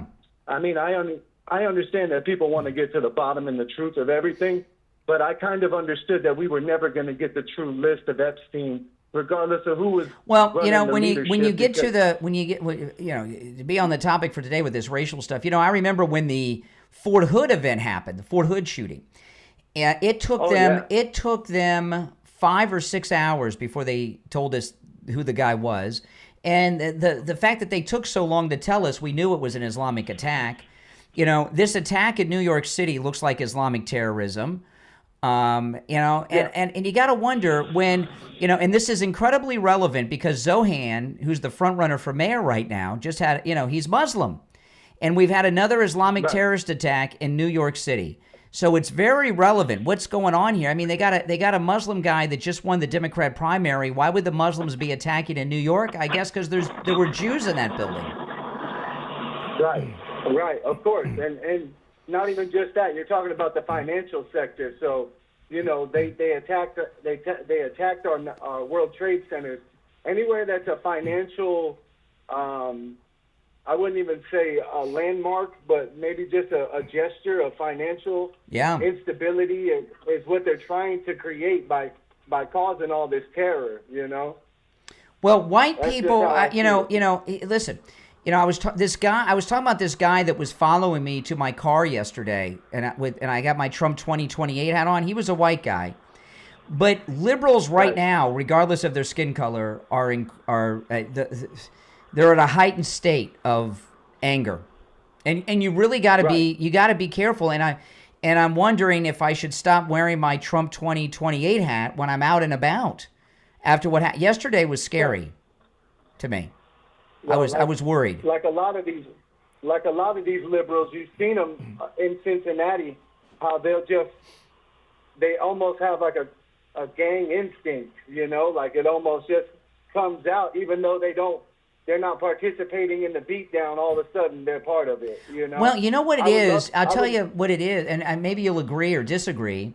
But what's happened with the critical race theory of the last 4 years, a lot of people that are not white feel justified in their racial hatred of white people. That it's justified. Right. They don't view it as wrong. Yes, I agree, and they almost see it as justified when they do horrible things to people, and they're able to say, hey, it's because of what happened 400 years ago. Yes. You know? That's right. Or 200 years ago, however you want to see it. I mean, listen, 100 years ago in this country was completely different than today, and I'm not going to be the one to say, oh, yeah, things were so much better back then or greater back then. But I could see that our country in the 90s didn't have these problems, but how did they somehow quell back up? You know what I mean? Well, people talk about, when people look at the past, they say, oh, there were these things that were obviously wrong. I mean, segregation, slavery, women could. However, people who lived through those times stood up against that and said slavery's wrong. It's evil. Abraham Lincoln said it's evil. And white people stood up and stopped that. Women didn't get the right to vote on their own. They couldn't vote. Men stood up and said, no, that's wrong. So, they hate white men, but it's white men that gave women the vote. It's white men that freed the slaves because these groups were not in a position of power to do it legislatively at that time. So their anger is really misplaced. Exactly. I agree completely. And, the fact that they say we're all on stolen land and everything else, way that they portray this whole narrative is just, it's almost disgusting at this point. That the fact that we all understand history at a better level now because of the lies they tried to tell us when we were younger. That's right. That's right. All right. Well, listen, appreciate the call from Wellington. By the way, Donald J. Trump Boulevard, you can take right to Wellington, right? Southern Boulevard has been renamed from the airport to Mar-a-Lago, Donald John Trump Boulevard. They named it after one of those police officers, I think, for the rest of the way. But you take Donald Trump Jr. Boulevard right out to Weston, all the way to Lion Country Safari. Pretty cool. All right, so listen to this. So this is the story. A brutal beating in downtown Cincinnati that left 2 white individuals injured is now under investigation by police. As WLWT television reported, footage of the attack shows the moment a group of individuals started smacking around a bald white guy at the intersection of West 4th Street and Elm. This is near the Cincinnati Music Festival. Videos captured by citizens show what appears to be a young black man sucker punching the older white gentleman from behind. Others then join in to pound on him and send him straight to the ground while hooting and hollering. This is the news story I'm reading from. The thugs then started kicking, stomping, and hitting the man while he helplessly lies on the ground. Once the attacks finally end, he attempts to stand up, but immediately collapses in the middle of the road. My goodness. A white woman is also seen sneaking up from behind and grabbing at another female who was seen checking on the injuries of the man who was attacked. Another man in the crowd responds by slugging her. By the way, it was all black on white. Okay, that it was all the attackers were black, beating down these white people. The woman's head, this is just awful. The woman's head slams down onto the concrete as she loses consciousness. Blood is seen coming out of her mouth. No one attempts to stop the sickening violence. Instead, many people are recording. There's a video of it, but I don't need to see I did see some of the stills. I can't watch. It is not clear at this point whether the attack was racially motivated. Well, it looks like it to me. Or what specific incident led to the assault. It's also not known whether the two victims are related. Cincinnati police chief, her name is Terry with an I, so this is a lady police chief. I'm not sure how to pronounce her last name. Condemned what happened in a statement. You know, there's some stories coming out that the police chief, this lady police chief, is very woke. I got an article about that somewhere. I'm going to pull that up in a little bit.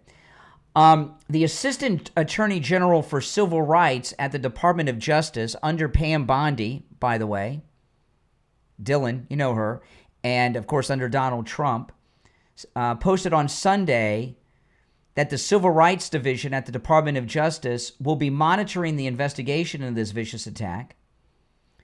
And they're going to look into it as a racially motivated hate crime. Vivek Ramaswamy, because this is in Ohio, he's running for governor. He's commented, the woman seen in the video getting brutally assaulted by an angry mob in Cincinnati has broken her silence. This is an update in the Gateway Pundit, and revealed something that reflects the lack of empathy from so many, despite the heinousness of the attack. A group of black individuals smacked around a bald white guy at the intersection of West 4th Street and Elm Street in downtown Cincinnati and beat him so bad he could not get up. Then a white woman got slugged by one of the cowards. Her head slammed down onto the concrete. She lost consciousness. Blood was seen coming out of her mouth. 5 have been arrested. The names have not been released or the charges yet. Vivek Ramaswamy announced on X Monday afternoon that he had spoken to the female victim, a single mother whose first name is Holly. She was in Cincinnati for a birthday party. Oh, my goodness. Vivek said, I spoke to Holly earlier today. She's a single working mom who went to a friend's birthday party. It's unconscionable that there were no police present in that area of Cincinnati on a Friday night or even an ambulance to take her to the hospital. Hardworking Americans shouldn't have to worry about their safety when they're having a good time in our cities. Holly then revealed an infuriating detail to Ramaswamy. Before he connected with her, not one Ohio State politician, Democrat or Republican, bothered to try to connect with her, she told him. It's pretty bad. I can't look at the photos. And there's one other thing which I'll share after the break. It's the Steve Kane Show. If you're on hold, hang in there. Our number's toll-free, 1-888-465-2631. I'll finish up with this after the break. Don't go anywhere.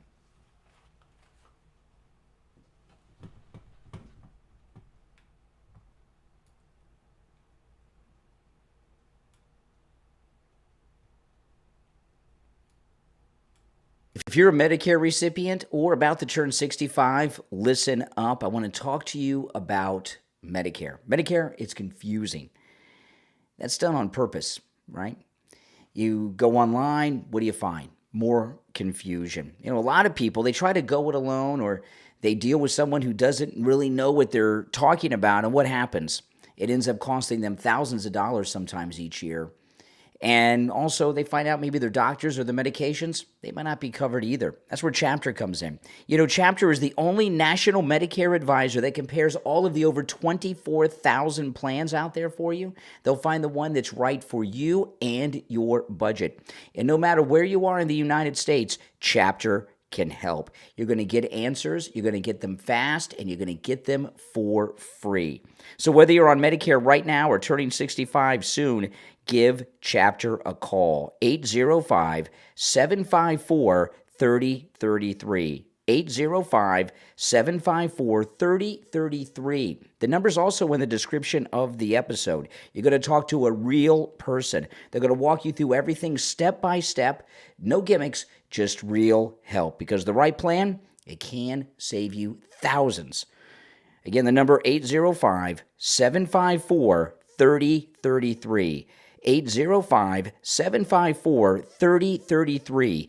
Get your Medicare questions answered free. 805-754-3033. Your health and your wallet will thank you. All right, I'm going to finish up. That's the story on the lady police chief.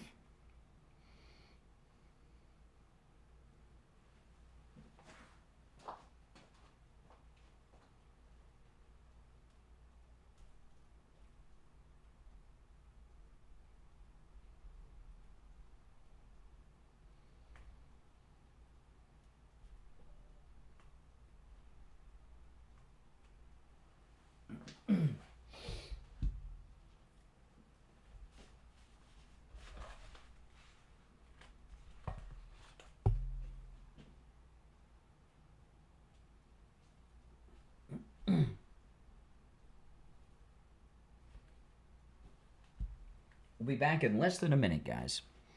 Now, if you want to call in, the number is pinned in the live chat. If you're new, make sure you subscribe. This is where MAGA comes to talk.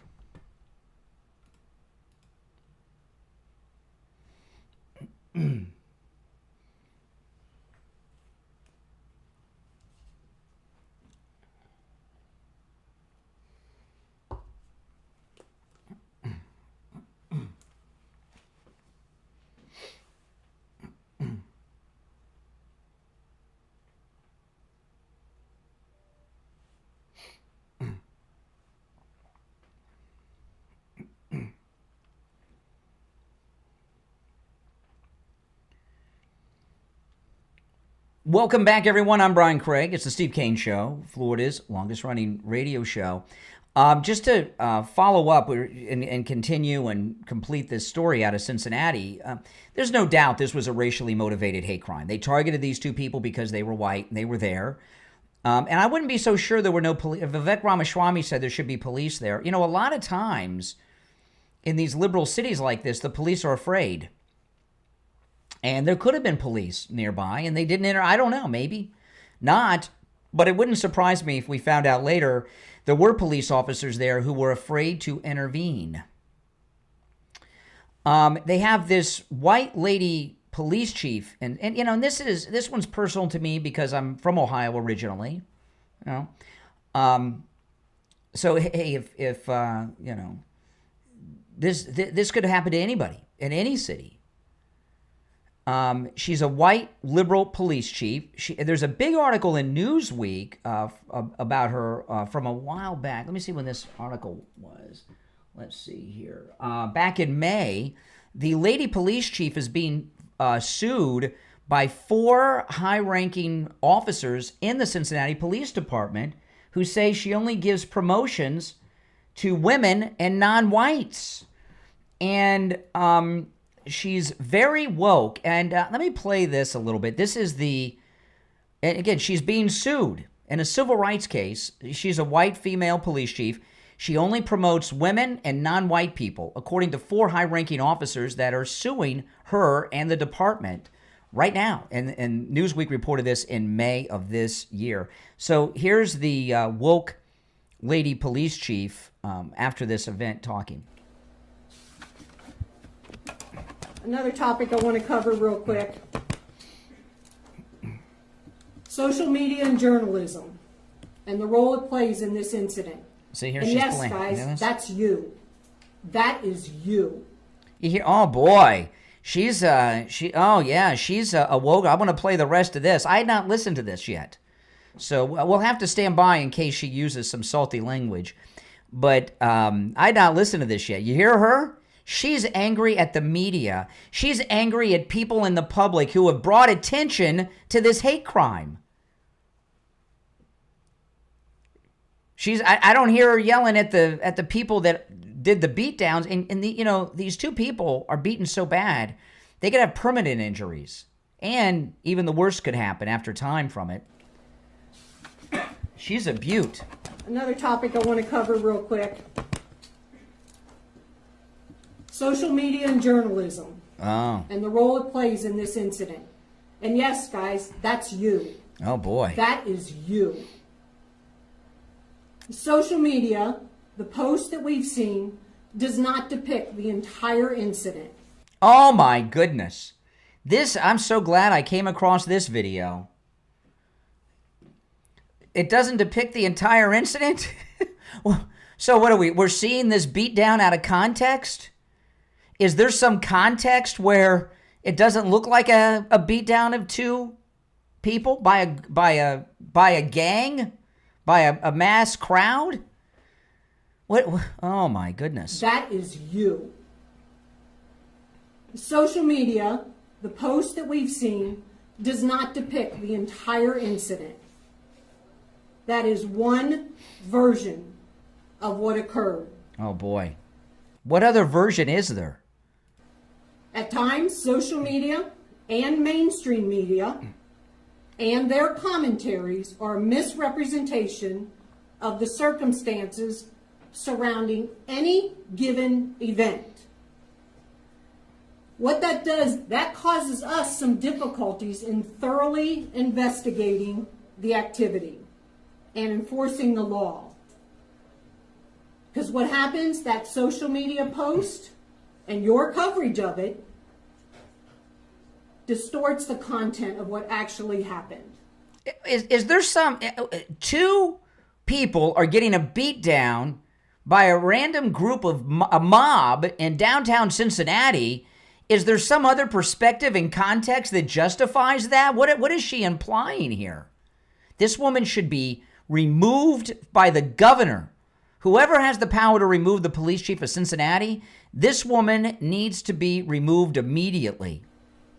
And it makes our job more difficult. Go ahead, right here. Thank you. Two questions. Where were the nearest officers? In the central business section. They were working. They were both in vehicles, and like I said, they had to maneuver through the traffic. My second question is, you had said social media, news media distorted the content of what actually happened. What exactly was distorted? I understand Good question. There was multiple views of the video, but exactly what led up to this? I mean, what was distorted? Yeah, so I think... Oh, boy. Good question. The irresponsibility with social media is it... Oh, my God. Where is the condemning the people doing the beatdown on an old man and an innocent woman? Where's her criticism of those thugs? She's talking about people... Thankfully, they posted it. You know, these posts are going to help bring people to justice. People will be identified. These videos and photographs will be used in prosecutions of those, maybe federal prosecutions for federal hate crime statutes. Like I said, they had to maneuver through the traffic. My second question is, you had said social media, news media distorted the content of what actually happened. What exactly was distorted? I understand that there was What a great question. I love this reporter. I'd like to know who she is. Exactly what led up to this? I mean, what was distorted? Yeah, so I think by the irresponsibility with social media is it just shows one side of the equation. There's no other side on a beatdown like this. There are not two sides to this, lady. I mean, I am really shocked. I got to tell you, I am shocked. She's a Karen, by the way. Now maybe am I so is there another side that I'm missing? But exactly what led up to this? I mean, what was distorted? Yeah, so I think by the irresponsibility with social media is it just shows one side of the equation quite frequently without context, without factual context. And then people run with that. And then it grows legs and it becomes something bigger that we then have to try to manage as part of the investigation. Yeah, she should be taken out of the investigation. This woman has no business being a police chief of anything, okay? And she has no business having a badge and a gun. This is what I was talking about before the I am so glad I came across this video and played it. I almost didn't play it because I don't like to play when I have an audio soundbite. I don't like to play it on the air unless I've listened to it beforehand, because you never know. It may not be relevant or it may have some language in it. So I'll at least try to listen during the break. But I'm so glad I found this and played it and did it raw and live to experience it live with you guys for the first time. This is the sickness that is wokeism. This is what President Trump rescued this nation from. The videos and the photographs are so brutal, I can't look at them. I saw a little bit of it once. I can't look at it anymore. And it's not because it's a racial attack. It's because you have two innocent human beings that are being, really, this is like attempted murder by a mob. And I don't care what color everybody is. It's so disturbing, it's hard to watch. And I can't watch it. And you get this idiot woke Karen. And by the way, Karen is a racial slur that I'm allowed to use because I'm white. Those of you that are not white must say the K word. You can't say Karen. You got to say the K word. But This is the sickness that is wokeism. I told that caller before the break that this critical race theory, that a lot of people believe that it's okay to do these things to white people, that they deserve it. And he said, yeah, you're right. We're hearing it right here out of the mouth of a Karen who's the chief of police for a major American city, a blue city, Cincinnati. I am in shock. And she is so, she voted for Kamala. You think she voted for President Trump and Ohio's own J.D. Vance? I don't think so. But she has that woke mind virus that she actually believes there's some other side to this beatdown that, put in proper perspective, would alleviate some of the responsibility from the mob. I want to hear your thoughts on this. The number is toll-free. Whatever side you're on this. I mean, this is disgusting. I hope the president sees this. I really do. I hope someone shows this to the president. This woman is bad news. Our number is toll-free, 1-888-465-2631. 888-465-2631. It's a toll-free call no matter where you're listening, 888-465-2631. Are you tossing and turning at night? You might think it's stress, maybe that you're worried too much. But have you ever thought about this? It might just be the pillow that you're sleeping on.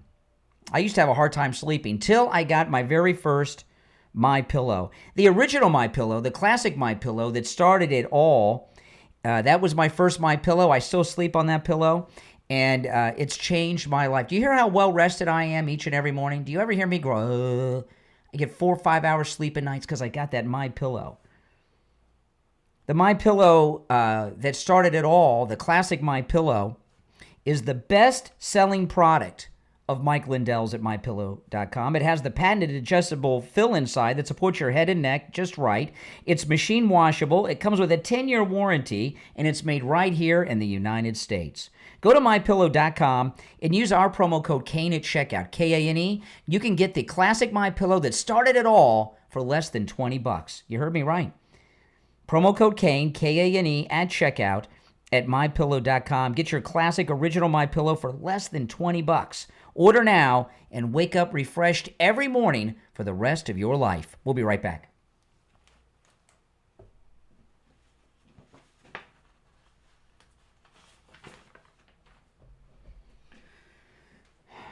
Yeah, I want to hear your thoughts, guys. Call me on the air. This is pretty sick stuff, I got to tell you. I'm disgusted by that. That is really bad.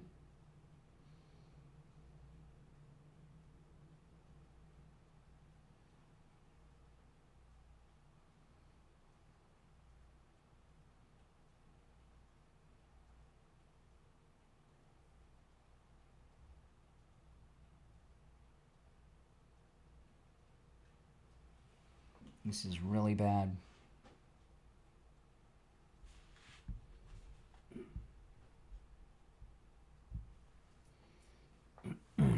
We'll be back shortly.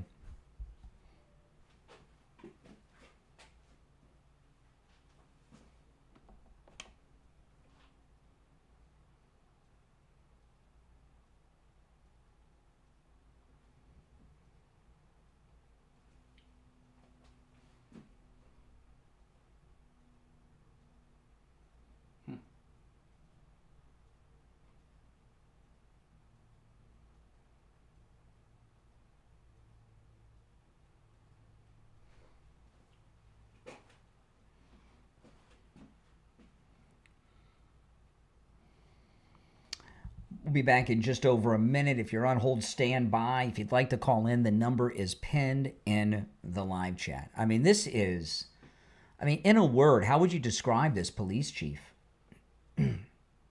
I mean, I am in just shock at her rage at people for being able to record what happened.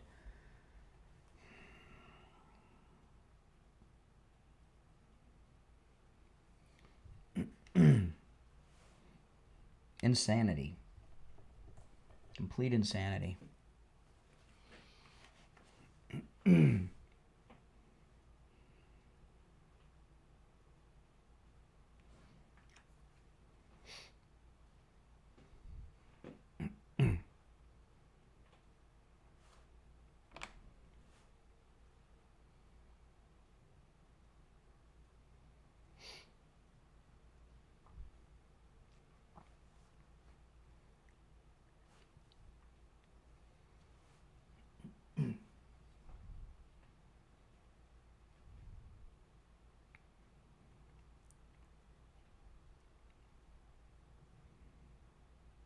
Welcome back, everyone. I'm Brian. It's the Steve Kane Show. That is just horrific.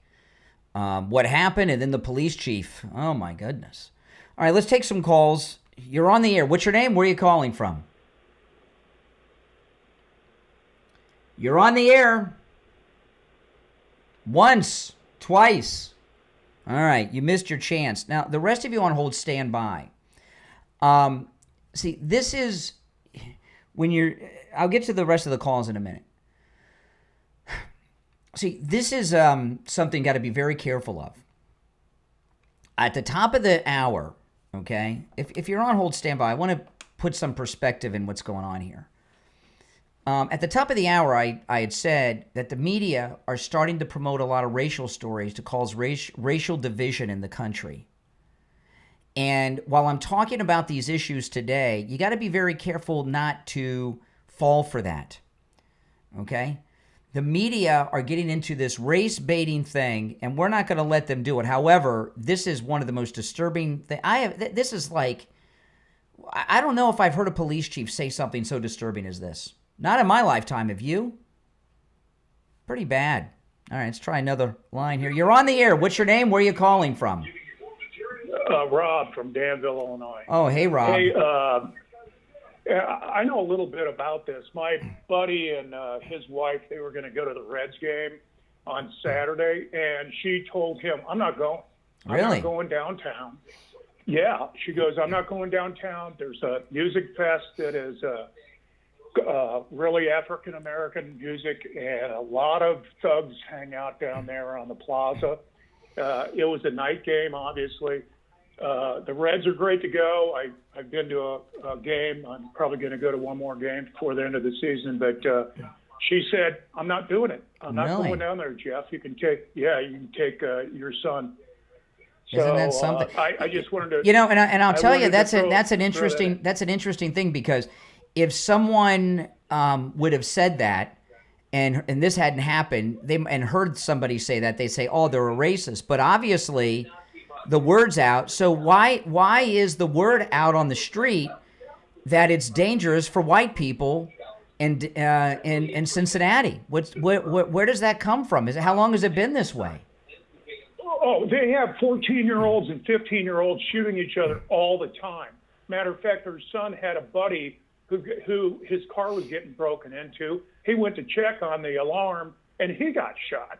Because that downtown is not cool at night. And she just said, I don't go to night games. I told my buddy, I said, I'll go to any day game you want. Yeah. All right. Yeah. And I don't know what the concealed carry laws are in Ohio, because I'm in Florida, but you can't take guns to sporting events. So even if, so you're, no way. Yeah. So it's against the law. So you can't even protect yourself. All right. All right. I appreciate the call. Take care. I mean, that was, oh my goodness. Well, listen, we can't change what's happened, but,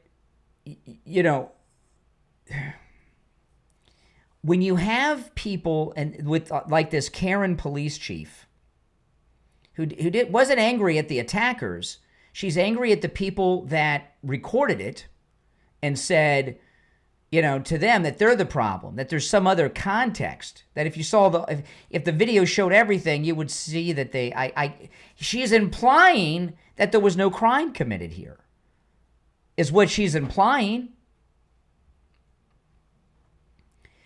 And the reason things like this are happening is because these liberal white women and the leaders of the liberal movement brainwash people into thinking that it's okay. The Democrats have a long history of brainwashing people, in particular young people, when it comes to racial issues. Now, they've switched the races. It used to be the Democrats used to brainwash white people to hate blacks. Now they brainwash black people to hate whites.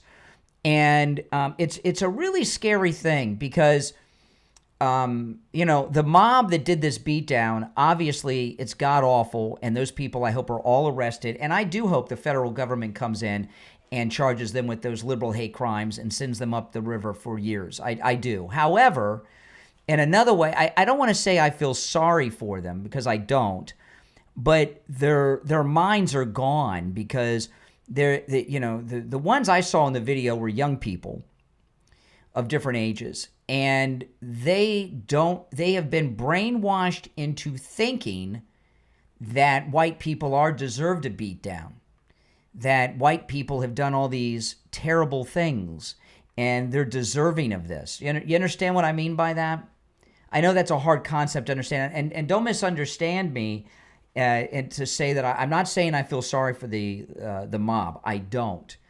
But there's a problem with a mob like that thinking that way. And I'll tell you another thing. She said the cops were in their cars. See, I told you, they didn't get out of their cars.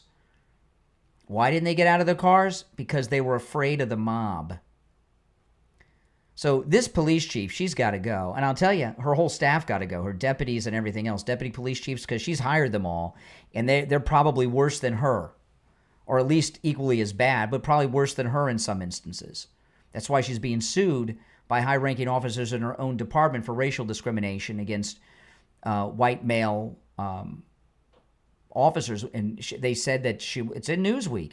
She'll only promote women and non-white officers. She's got 4 high-ranking officers suing her over just that. So she's bad news. So that means the people under her are bad news.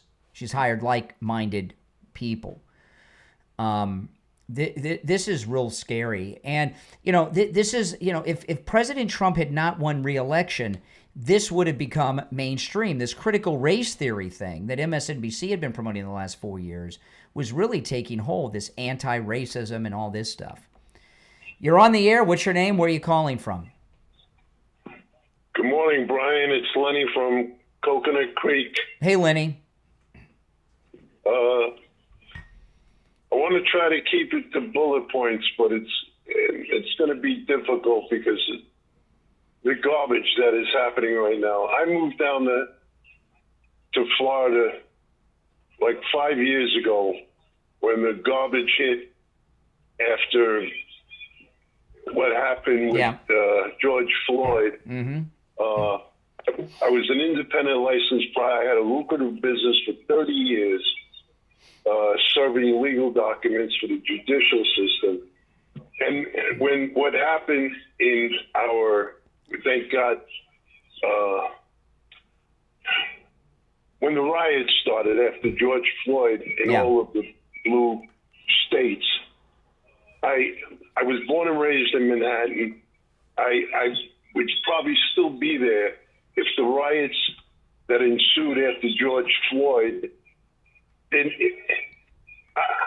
I had some of the largest clients, law firms, including my largest client was the city marshal that did the evictions. Well, we're running short on time, so you gotta cut to the main point.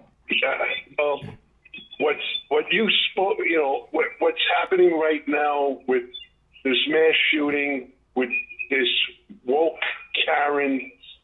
Because I'm on my way to work, and when I listened to you as to what happened with this guy that followed you to your car, my wife and I were both going to be 72. We were Democrats. We were blinded by the BS that has always gone on. And when Trump came down when he was elected in 2016, short and short, we switched. And we became Republicans. Oh, good for you. We've been Republicans. And I was given a MAGA hat, which I've been in law enforcement. I used to weigh 300 pounds. I'm down to 210. I'm 6'1". I work out in the gym. The only thing I fear is God. But when you spoke, my wife, because I put bumper stickers. I had a 97 Corolla, a piece of crap, and I put bumper stickers, Trump, 2016, and my wife made me get a razor blade and take them off. Yeah, you got to do that. I've got, I have a Trump sticker on the back of my old car. On my new car, I don't. I remember when I stopped doing, when George Bush was running for re-election, I had a Bush sticker on my car. and I had a brand new car, and I went somewhere, I came back, my taillight was busted. Some liberal busted my taillight. Liberals feel justified in violence against others. Listen, I got to run, Lenny. I appreciate the call. Welcome to Florida and to the Republican Party. Now, listen, Sloman's the free doorbell camera offer. You know, you can get this doorbell camera as a gift to mom, dad, grandma, grandpa, your adult children that are out on their own. You can get a free doorbell camera that connects to your cell phone with the installation of your Sloman Shield. Sloman's is also going to give you a free customized home security system and professional installation when you use their low-cost central station monitoring. You get an LED touchscreen, a motion detector, 10 contacts, a lifetime warranty, plus a backup battery. And you'll receive a free doorbell camera that connects directly to your cell phone with the installation of your Sloman Shield. Give them a call, toll-free, no matter where you're located, 833-283-5050, 833-283-5050. That's 833-283-5050. All right, if you're on hold, hang in there. There's some other things I am going to cover.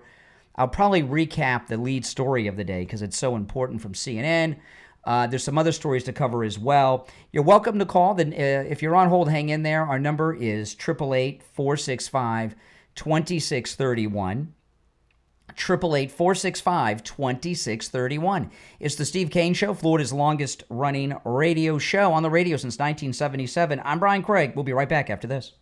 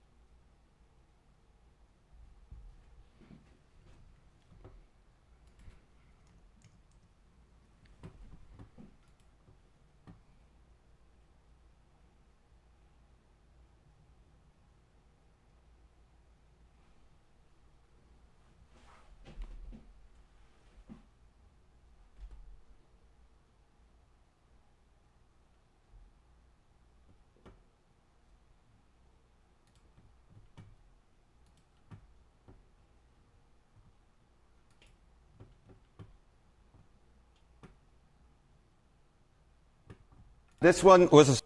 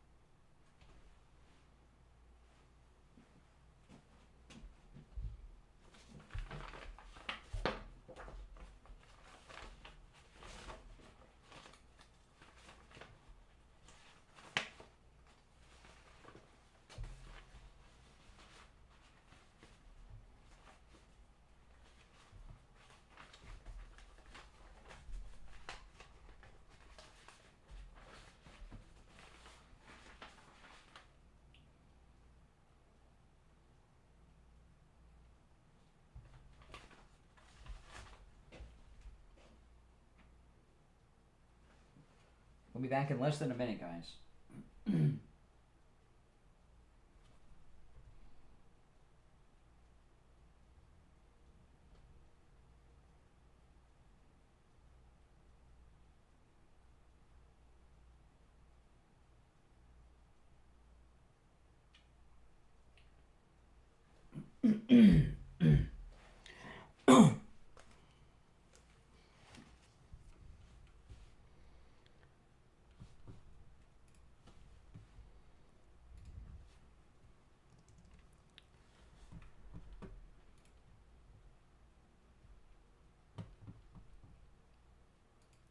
All right, welcome back, everyone. I'm Brian. You're listening to the Steve Kane Show. Third hour has begun. I want to remind everybody, in March, Steve Kane and I are taking our 10th annual Steve Kane, Brian Craig MAGA cruise. We're going to Antigua, Nassau, and the Bahamas, and the Virgin Islands on the beautiful Celebrity Beyond. You are all invited. Call Ian at Cruise and Travel Depot, 561-244-5779, 561-244-5779. I had Ian on the phone yesterday morning, and Ian was able to get a whole bunch of cabins for us.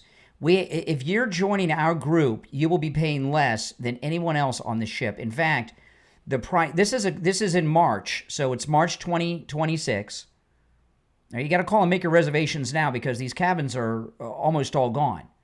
Some people booked yesterday after Ian called, so the cabins are in very short supply. But if you get a part of this batch of cabins we got a long time ago, you're going to be paying 2019 prices. I'm not kidding. 2019 prices for a 2026 cruise. Call Ian. Join us on our 10th annual MAGA cruise. You're going to have a great time. 561-244-5779. 561-244-5779. And look forward to setting sail with all of you. All right, before we do the recapping, there's a couple other things. I read this article in Breitbart today, and it was such a great article. Am I the only one that gets goosebumps every time you see President Trump speaking on television? I've really been enjoying this Scotland trip. You know, a lot of times these foreign visits can be a bit, sometimes they're fun, but sometimes they're not as interesting to watch. President Trump has been holding, that's why I'm calling him the King of Scotland this week, because he's been holding court at his resort in Scotland. And he got the chairwoman of the EU came to him. Yesterday, the Prime Minister of the United Kingdom came to him. They're coming to President Trump, our first MAGA king, the great MAGA king, and the King of Scotland, as well as the 45th and 47th President of the United States. He's got a lot of titles, but royals often do. He's holding court in Scotland, and they're all coming. And he's got those cool chairs that are his throne. And I bet you those chairs get a very special place at that Turnberry resort over there in Scotland. And it's really amazing to see. And it just blows my mind that he's president again every time. I get so excited. I get goosebumps. It's like I got to pinch myself. I got goosebumps now. I'm not kidding, by the way. If you were watching on YouTube, you could see. And I do have goosebumps that he's back in office, this second and non-consecutive term. So I read this article, and this is one of the reasons I get goosebumps. Listen to this. This is in Breitbart. Trump is averaging one peace deal or ceasefire a month in his second term. Isn't that something? President Donald Trump has this is Breitbart today. President Donald Trump has broken on average about one peace deal or ceasefire per month thus far in his presidency, following Monday's ceasefire agreement between Thailand and Cambodia. I didn't even know they were fighting each other. Trump, whose second term recently hit the 6-month milestone, touted the impressive results driven by his peace through strength foreign policy. And, it goes through, I'm not going to go through all the ones, but it's done it, one a month. Now, he's ended every war in the world, pretty much, except Russia and Ukraine. So the media want to focus on Russia and Ukraine because that's the one he hasn't been able to end. And he's pretty fed up with Russia. And, this deal that he made with the EU is going to hurt Russia so much. Russia's got a lot of oil and natural resources. And their entire war is being funded by selling those things. And Trump's going to put in a hardcore embargo on them. I forgot the term he used, the tariffs on top of the tariffs we already have. Plus, they're going to be buying all their energy Europe from us now. But that's a pretty good deal. He's ended every war but one. And that's the one with Russia. And I know we want that one ended. They're losing over 5,000 a month, both sides. And that's just military personnel, the president said yesterday. That doesn't include the civilian death toll. And that's just rough. I mean, that's just awful. It's a lot of loss of life. And it's been going on for how long now? And he's trying to end it, and Putin just won't do it. But he's got a pretty good batting average. I know he's dealing with a lunatic there. with Putin. But CNN yesterday had this amazing poll.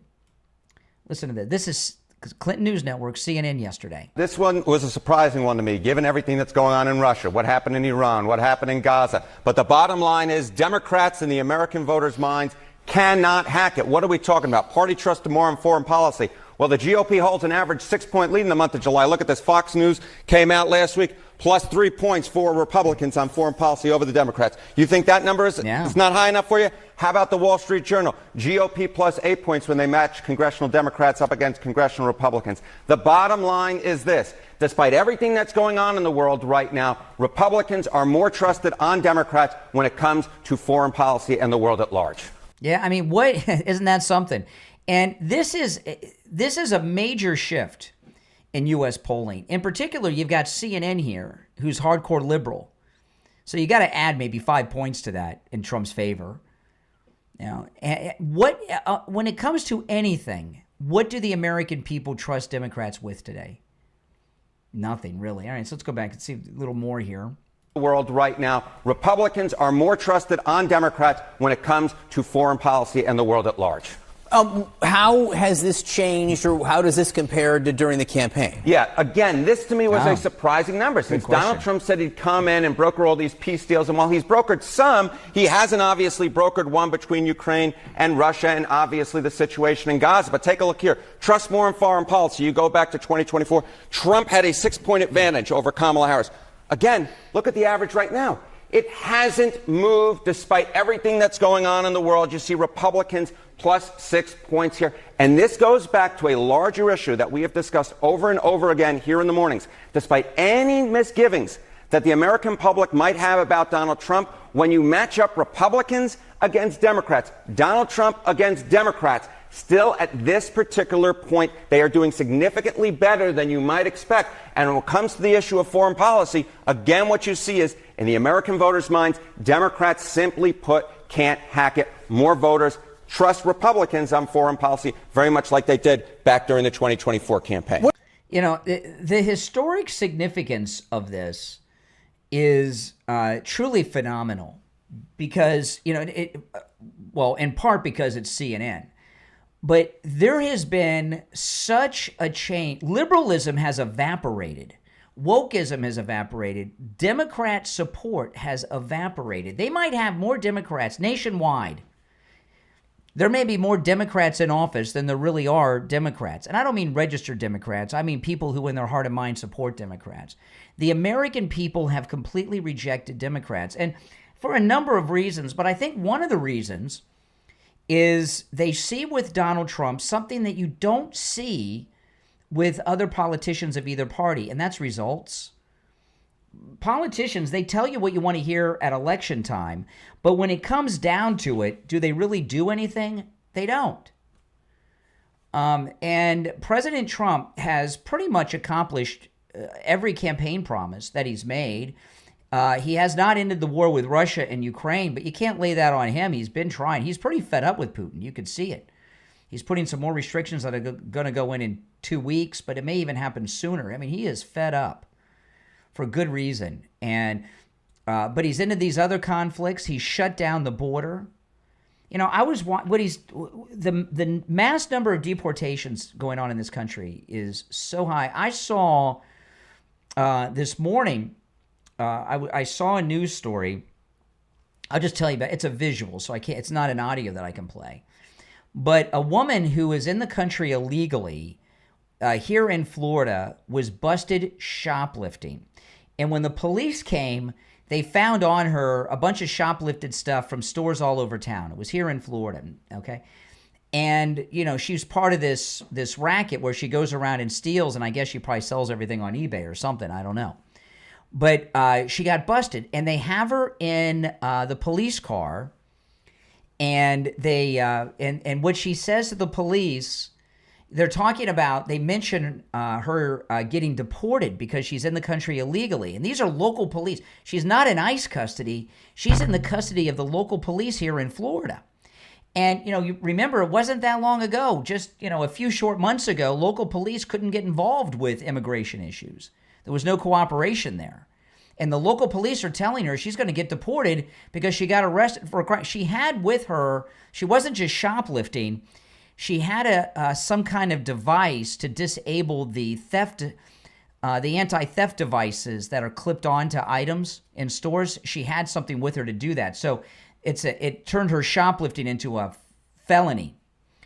And they're telling her she's going to be deported. And she says, you can't, it was all in Spanish with subtitles. That's why I can't play it for you, because it's all in Spanish. It's with subtitles. And she tells the police, you can't deport me. I have kids here and family. Well, that might have worked when the Autopin administration of Joe Biden was in power, and Willie Brown's girlfriend and resident alcoholic wino Kamala Harris was the border czar. But President Trump's back in town, and your kids aren't going to anchor you here when you're out shoplifting and committing felonies. And you got to wonder how many people like her are doing crime like that, shoplifting, getting busted, and finding themselves deported. And it's a lot. And she very well may end up taking her kids with her, because if she's got kids, she's not going to want to leave them here, or maybe her extended family won't want to take care of them. But it was amazing. I wish it was in English. If it was in English, I'd play it for you. It was really interesting.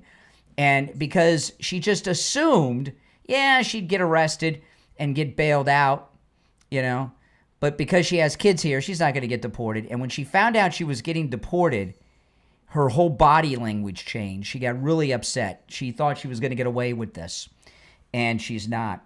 I want to talk to you about Joe Thomas. One of these annuities that I found out about from Joe Thomas about a month or so ago just totally blew my mind. Now, with annuities, I talk about this a lot with Joe Thomas. Your money's never at risk. The stock market could tank. Your money's safe. You're not going to lose your nest egg, but you're also guaranteed income for life, and that's a great thing.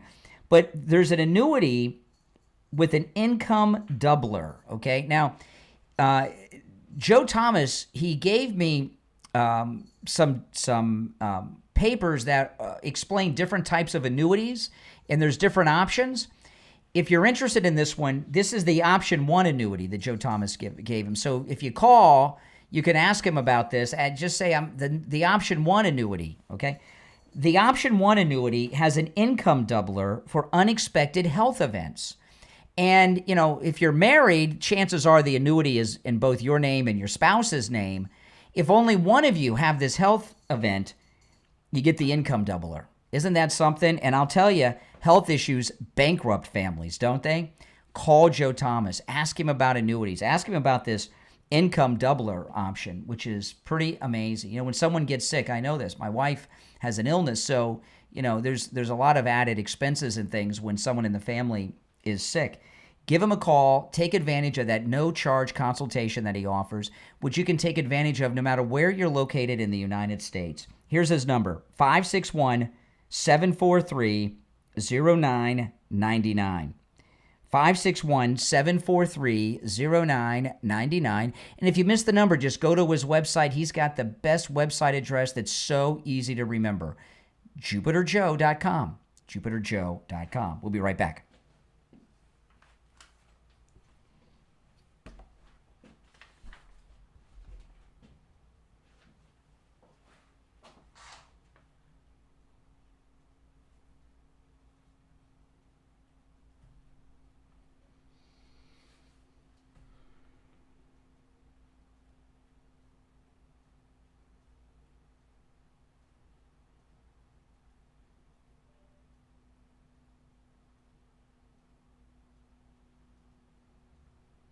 And no, his policies.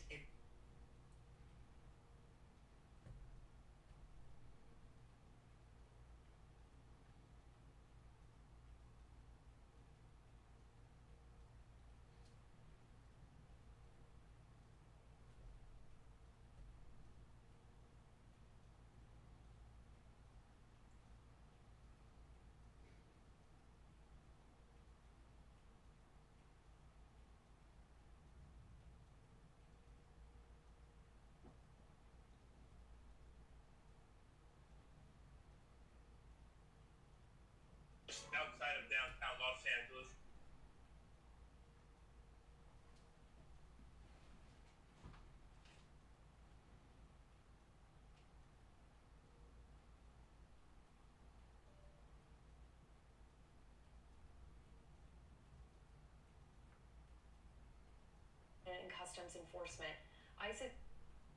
Oh my goodness. This is something. I just found this story.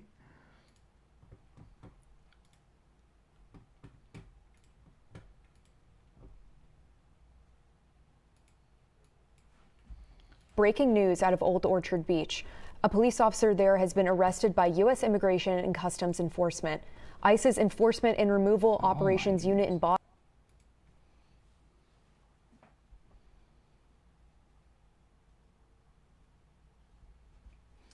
We'll be back in about a minute, a little more than a minute.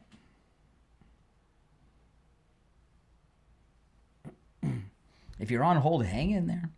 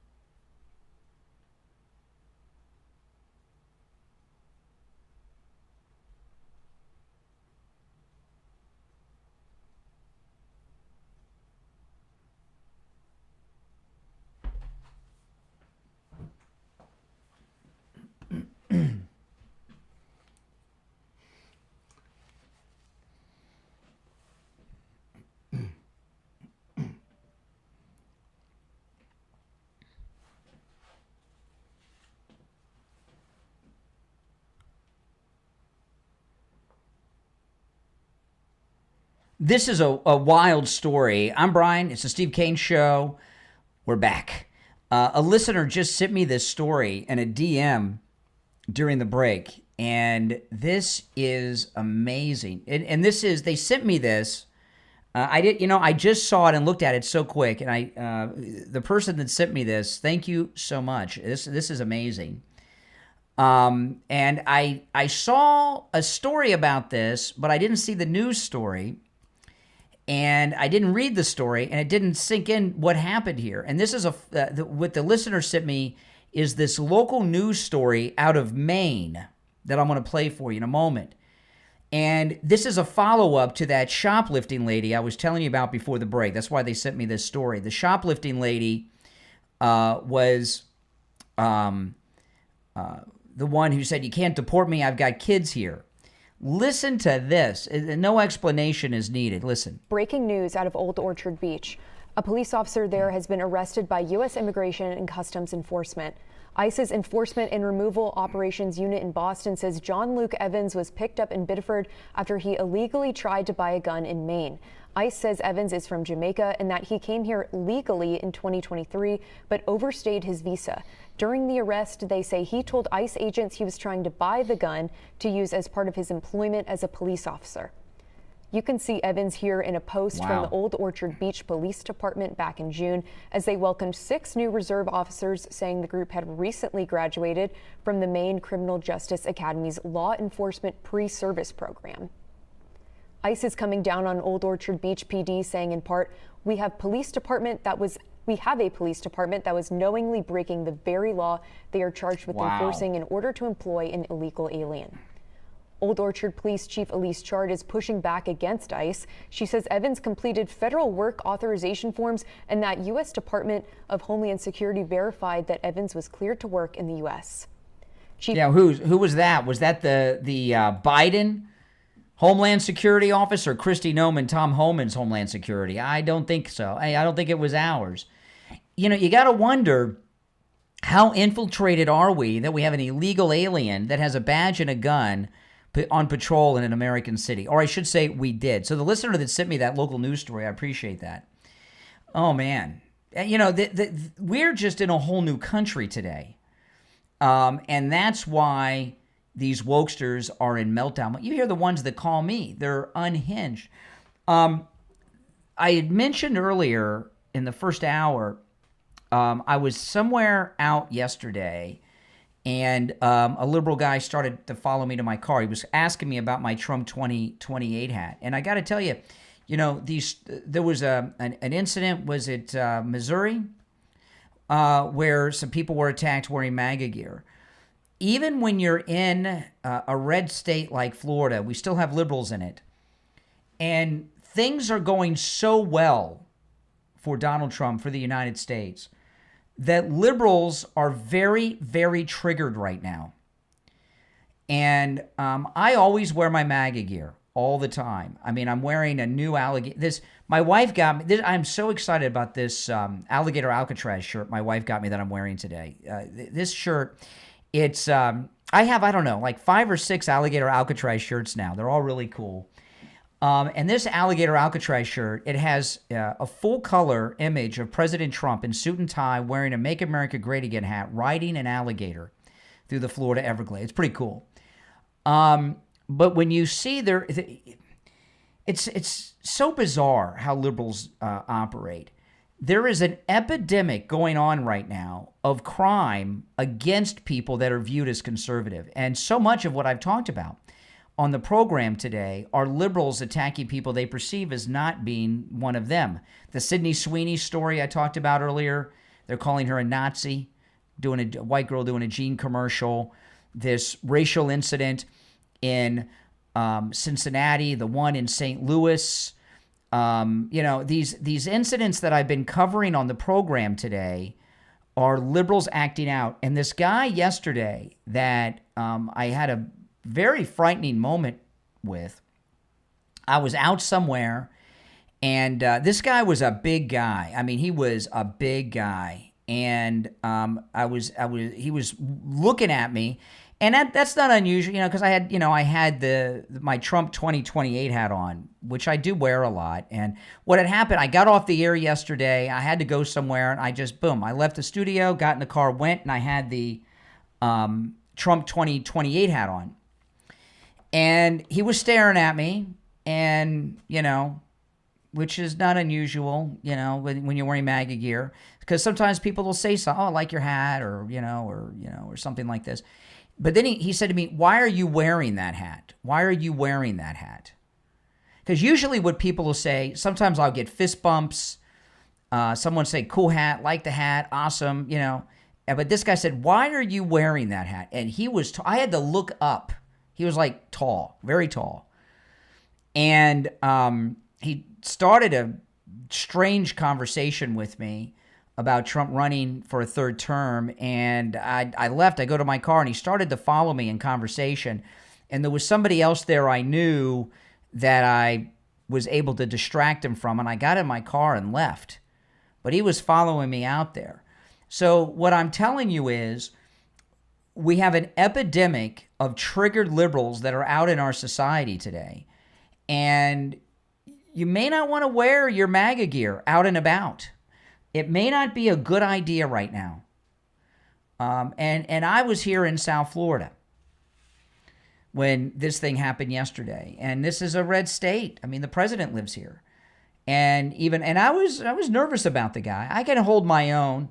But when you're dealing with liberal rage, and this guy was massive. I mean, was a really big guy. When you're dealing with liberal rage, the insanity brings with it strength, even beyond the size of the person. So maybe this is a time when you really got to think about where you're wearing your MAGA gear. And I'll tell you, these attacks are hate crimes. The one in New York, that's terrorism. All right, if you're on hold, stand by. I know I haven't taken a lot of calls today, guys. There's so much going on in the news I want to cover, and sometimes when I go to the calls, I'll get distracted. I'll get to 10% of my show prep, but a lot of these things I'm talking about today, I really wanted to get out there. So if you're on hold, stand by. I'll try to squeeze some calls in after the break. I was talking earlier, I'm thinking I'm going to go buy some jeans this weekend. I've lost so much weight thanks to Coastal Weight Loss Secret. I'm wearing old jeans. I mean, the jeans I'm wearing now have got to be 15 years old, but they're loose. They've been in the closet for a long time. They're loose, even wearing a belt. I've lost so much weight. And, the cool thing with Coastal Weight Loss Secret, I've lost the weight in all the places I want to lose it in. My stomach is flat. I've lost it in my neck and face, so I've got my definition and square jaw back. I've lost it in my waist. I've lost the weight in the places I want to lose the weight. That's amazing. My goal was 25 pounds. I lost that in 3 weeks with no exercise, eating foods I would normally eat, no prescription medications. It's amazing. Give them a call. Now, when you call Coastal Weight Loss Secret, make sure you tell them you heard about them on the True Oldies channel, and they can help you no matter where you're located in the United States. Here's the number, 561-247-6300. 561-247-6300. And online, coastalweightlosssecret.com. All right, we'll take our bottom of the hour break. It's the Steve Kane Show. My name is Brian Craig. Back after this.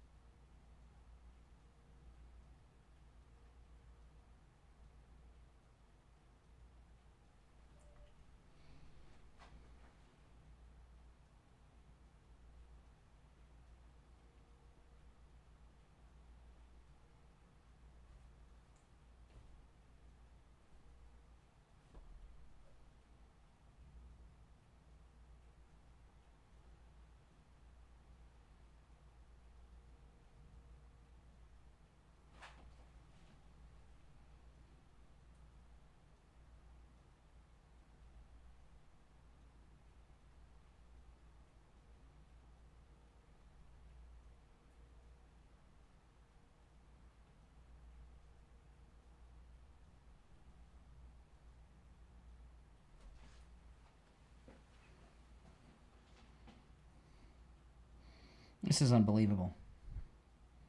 It's unbelievable.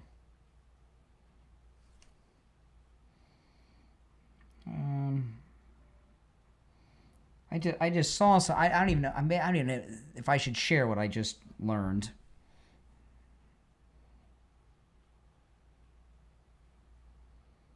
Unbelievable. We'll be back in just over a minute.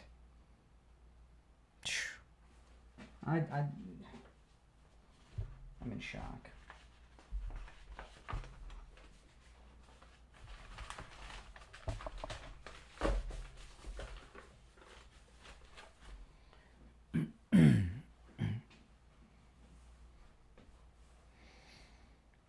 Well, maybe I'll share it when I get back, maybe.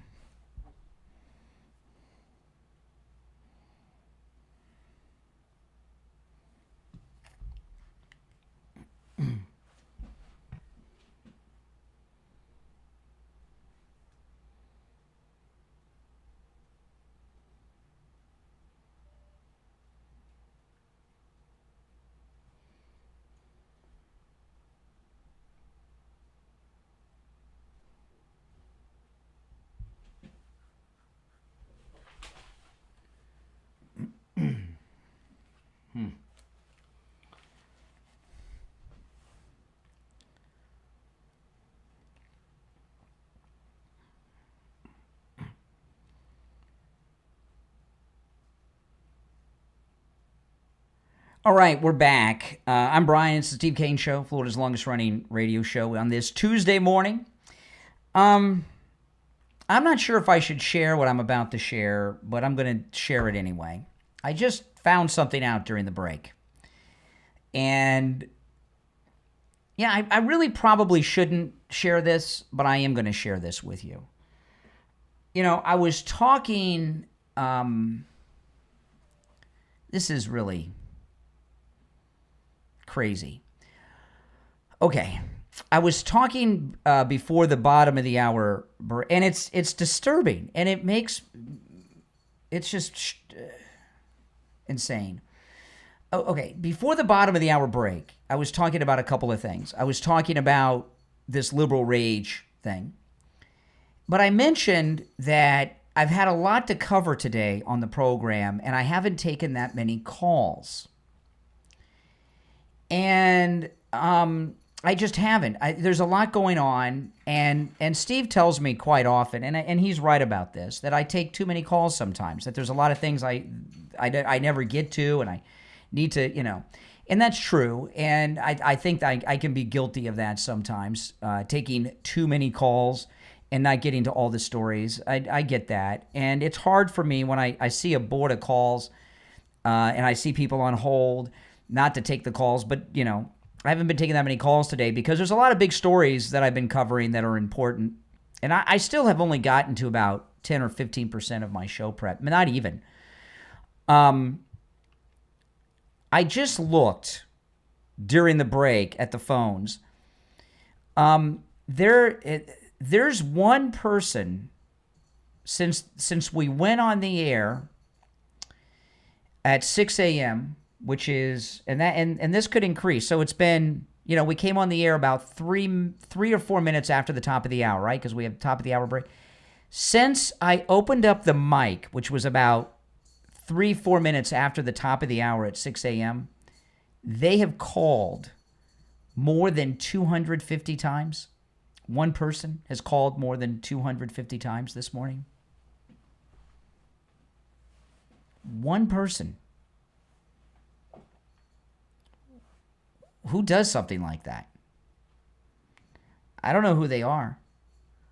But I think we can safely say they're not MAGA, and that they're that's just one person. That's crazy. That is, it's disturbing too. I must tell you, it's a bit disturbing. That is, whoever they are, I can bet you they're a liberal, and they're a triggered liberal who's upset that I'm not taking calls so much today. And they haven't gotten on the air yet. And it's over 250 times. And they probably still are calling, and I could look, but that's in 2.5 hours. Man. I mean, that's just weird. Listen, I've always dealt with unhinged people out in the audience. You have that from time to time, but that's a little obsessive. I mean, that's stalkerish. That's what I was talking about, that there's an epidemic that we're in the beginnings of now of liberal rage because they're out of power. Liberals are always a little off balance. They always have been nuts. But now that they're out of control, no, it's an individual. I mean, I don't know how they're able to do that. I would think that they'd wear down the tip of their finger, but it's over 250 times. I could look over and see the exact number, but I had to come back from the break. But over 250 times in 2.5 hours. We're in a new phase right now with the left. They're really, there's a lot of mental illness that's going on the left. Now, there is another a big story. So, I mean, if there's people on the phones that are that outraged, maybe I've been making a good choice not taking that many calls today. I don't know. And I don't know if I should have shared that information with you, because the person that's done it, they're obviously listening and they know. But if somebody called you 250 times, what would you think? Does a sane person do that? And I don't know who they are. I could find out. But that's messed up. So whoever you are, I mean, get a hold of yourself, all right? I mean, if you're that unglued, maybe I shouldn't be taking your call. Now, there's a story there's so many important stories today. And this is another one, because it involves Democrats, is going to get little or no reporting. Act Blue. You guys familiar with Act Blue? Act Blue, obviously, a Democrat organization. It's a Democrat activist organization. Act Blue funds a lot of liberal causes, and, they need a mob somewhere. They need a group of people. Act Blue will, make sure that Kamala has a few people there.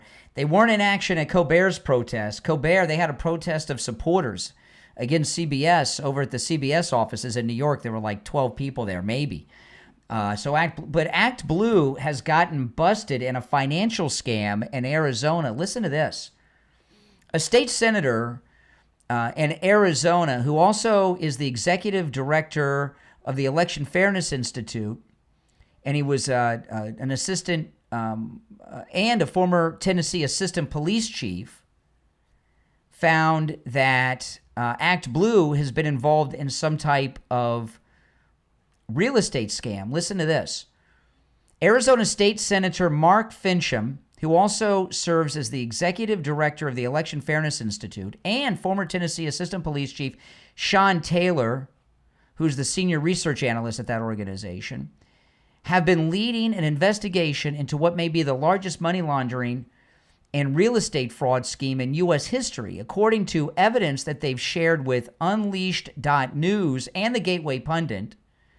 Suspicious property transactions totaling in the billions are under review, with the trail pointing directly at top Act Blue leadership, its donor network, and a web of accomplices. Now, if you remember Act Blue, Candace Owens, before she lost her mind and became whatever she's become today, she exposed and did a very good documentary series, Candace Owens, exposing that Black Lives Matter was a big real estate scam. Remember that? And Black Lives Matter is pretty much defunct because of that reporting she did. And so Act Blue, if this is true, it's being alleged in the Gateway Pundit, it's a very similar operation. I wonder if it's any of the same people involved. I don't know. At the center of the shocking discovery, this is in the Gateway Pundit today. So if you go to the Gateway Pundit, you can find the whole story. At the center of the shocking discovery is what investigators are calling the magic mortgage money laundering scheme, which appears to be tied directly to Act Blue and its donor channels. The scheme allegedly uses inflated property scales and rapid same-day flips as a pipeline to funnel illicit funds through the U.S. financial and political systems. I've never heard of same-day flips. You would think that would set off a bunch of red flags at the mortgage companies. In a years-long investigation, this investigative team, along with a whistleblower, have uncovered patterns of multiple same-day property transfers. This is in the Gateway Pundit, all these allegations. They've uncovered patterns of multiple same-day property transfers where values were inflated by as much as 100 times the original sale amount within hours. The evidence is staggering. Property sale histories. It goes into all kinds of stuff about it. Well, anyway, it's in the billions of dollars. There's been so many transactions that they've uncovered, and the whole story in detail with all the numbers and everything is at the Gateway Pundit right now. This is the second major real estate scheme that we've heard from with the Democrats. The first one I mentioned was Black Lives Matter. Now this.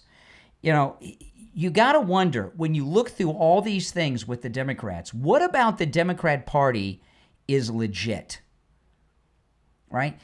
We saw with the USAID how USAID was funding so many Democrat things.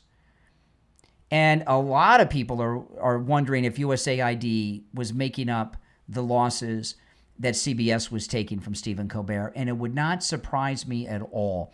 It would not surprise me at all. Okay? And same may be, the View that's now going on hiatus, they may not return over this. Oh, boy, I tell you, what a day. All right, we are going to take our last break of the day, come back with William Youngerman in the Gold Report. And if you're on hold, stand by. I don't know what I'm going to do with the phones. I mean, would you want to take a call live on the air and possibly be someone that's called you over 250 times in 2.5 hours? I don't know. I'll think about it during the break. Our number is toll-free. Well, apparently some people have it on speed dial, but it's 888-465-2631. 888-465-2631. We'll be right back.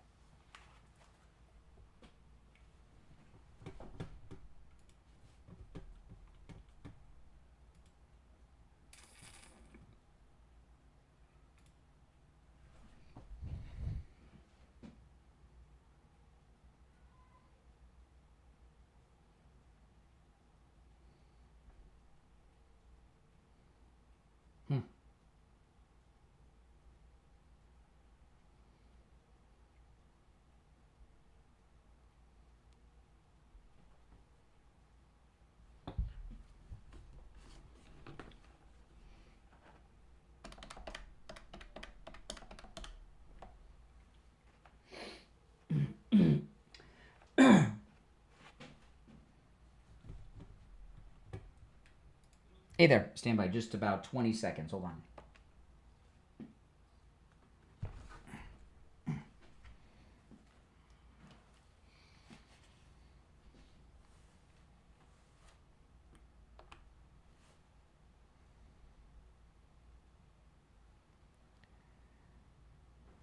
All right, welcome back. I'm Brian. It's the Steve Kane Show. It's time to check in with William Youngerman from the offices of William Youngerman Incorporated with the Morning Gold and Precious Metals Report. William Youngerman, how are the metals looking today? Metals looking stable again after touching $3,300 support level yesterday and then closing at $3,313.80, which was still down $22.20. The market continues to hold that $3,300 support level for gold. Silver closing out the day, $38.09, up a penny. Platinum was up down $15 yesterday, closing at $13.87. And palladium gained $19 at $1,234. Overnight, we saw gold trade in a range of $33.07 on the low to $33.29. And right now, gold's up $3.70 at $3,317.50 the ounce. Silver down 9 cents at $38. Platinum up $8 at $1,395. And palladium up $6 at $1,240. So the market's very stable, still trading in these ranges that we've seen most of the summer. Yeah, I mean these numbers are fantastical numbers. I mean, it's just when you say down, I can't really process anything being down when we're over $3,300 for an ounce of gold, right? And over $38 for silver. I mean, it's just these are great numbers. This is awesome. I mean, this is awesome. Listen, William Youngman opens up at 10 a.m. If you can stop into his shop in your local, do it. You know, his shop is a literal museum located at 150 East Palmetto Park Road in Boca on the first floor of the Bank of America building, immediately east of US 1 Federal Highway on the south side of Palmetto Park Road. You can give him a call toll free, 1-800-327-5010. 1-800-327-5010. And find both his phone number and address on his website, WilliamYoungerman.com. All right, William Youngerman, we'll talk tomorrow. Okay, have a great day. All right, let's go. I'll take a call or two. I don't know if it'll be the 250 guy, but we'll find out by their tone. You're on the air. What's your name? Where are you calling from? Hey, Brian. It's Mike from Houston. Hey, Mike. Have you called me over 250 times today? No. Oh, that was not you. I wanted to. That was not you. Okay. No, sir, it was not. I got things to do. As much as I love listening to your show, I got stuff to do. Come on. Better than listening to me, I can't imagine. Well, believe it or not, I keep you playing. I got to tell you a funny story about this. I keep you playing. If I miss your broadcast, I listen to you during the day. Yeah. And I happen to have been listening on my earphones when I went into a dentist's office. Now I'm up in the D.C. area, and you know what? Right now I'm visiting D.C. and you know how these people are up here. And so apparently my headphone disconnected, and your podcast was coming out of the cell for everyone in the office to hear. Awesome. And I thought, oh my God, I'm going to have. Well, I'm thinking I'm going to have an encounter like the guy you had just yesterday. And so I managed to mute the sound, and the guy next to me turns to me and goes, "Did you hear the rest of the podcast? It was a great podcast." Oh, they continued to listen. Yeah, and he's a Brian Craig listener also. And I didn't think. Wait a minute. There were two guys in a dentist office in D.C. didn't know each other and both know me and listen to me. Yes. Oh my gosh! Am I famous? Am I famous yet? You're getting around. You're getting there. I'm getting there. I wanted to talk to you about this. I want to talk to you about this nuisance caller. So give me 1 second. I'm answering these phones. I'm not sure if I want to take. Yeah, go ahead about the caller. Yeah. Okay, so I noticed starting about 6 months ago, the number of daily unhinged callers is going through the roof. Yeah. Where you're spending more time dealing with them than talking about the topical events and that kind of thing. And I think this caller is, using technology as a way to interfere. I think what's happening is you're being subjected to an organized harassment campaign to get between you and the rest of the public. I'm not going to reveal. That can't be done. I'm not going to reveal our secrets, but we have more phone lines than you would have ever imagined. So there's no way. You mean like try to jam up the line so no one can get in? That's not. That's not possible. That's not possible. I'm not gonna explain why or how, but it's if it was possible to do that, I wouldn't have mentioned that they called 250 times. Okay, well that's good to know. But the bigger issue is you're being subjected to something. They are organized. They are coming after you. And I'm thinking it's time to talk to the FCC or something. I don't know, but like I said, I just get the feeling. I know it sounds like I'm being paranoid. It's just too much too soon. Like I said, I've been listening to you for a couple of years, and you might get one unhinged caller a day. You get your daily dose of Renee, or Never Trumpers. But now it seems like every freaking call. So you've been targeted, and there's some kind of organization out there. Now, I don't mean like in a literal chartered sense, but there's some kind of coordination going on out there, and they're targeting okay. you. What's happened is the listenership to the program has skyrocketed to levels that are bigger than I ever imagined. I was talking to Steve about this a couple weeks ago. The number of people that are listening to this program is it's at an astronomical number that I don't like to think about because you don't want to get what I mean. It's a lot, and with that comes that. And a couple of 3 cruises ago, I had some stalkers that followed me on the cruise. And now I have security on our cruises, and there was and found out about it that on one of our excursions, they followed us in a taxi. They followed me on one of our excursions on a cruise a while back. So I have security on the cruise, and when I do these appearances, I don't talk about it too much, but there's security there, Well, be careful, because like I said, these people are so unhinged. Like when you hear them call in, you can hear it in their voice. Yeah. There's just something unhinged, and they don't seem to understand. Look, this is just a conversation. You don't have to go scorched earth, nuclear optional, and so. But they only have 2 modes, which is quiescent and total outrage, and it's just kind of a really frightening picture of the world that we're living in. When here's the thing, okay? As large as our audience is, there's another reason too. As large as our audience is, obviously, there's people that are much bigger. But I'm more accessible. I make myself it's the way I've done it. I make myself accessible to the audience, and that breeds a little bit of it. Right. But what are you gonna do? It's part of it. It's a little frightening. This guy that was following me yesterday when to the car. That was a little frightening. It's a part of life that I've gotten used to. I'm not disturbed by it. I shared it not because I was nervous about the over 250 calls. But it's not that I'm nervous about it. It's just sometimes I like to share with the audience what goes on, and and there's what's the old saying about you're over the target when you're getting the heaviest amount of flack, and you are drawing an incredible amount of flack, and so this is why you're a bigger man and a better man than I am, because I probably would have wussed out at this point. But I listen to you as much as I can. pretty much every. My wife and I listened to you. We had to make a run down to North Carolina, and we listened to your.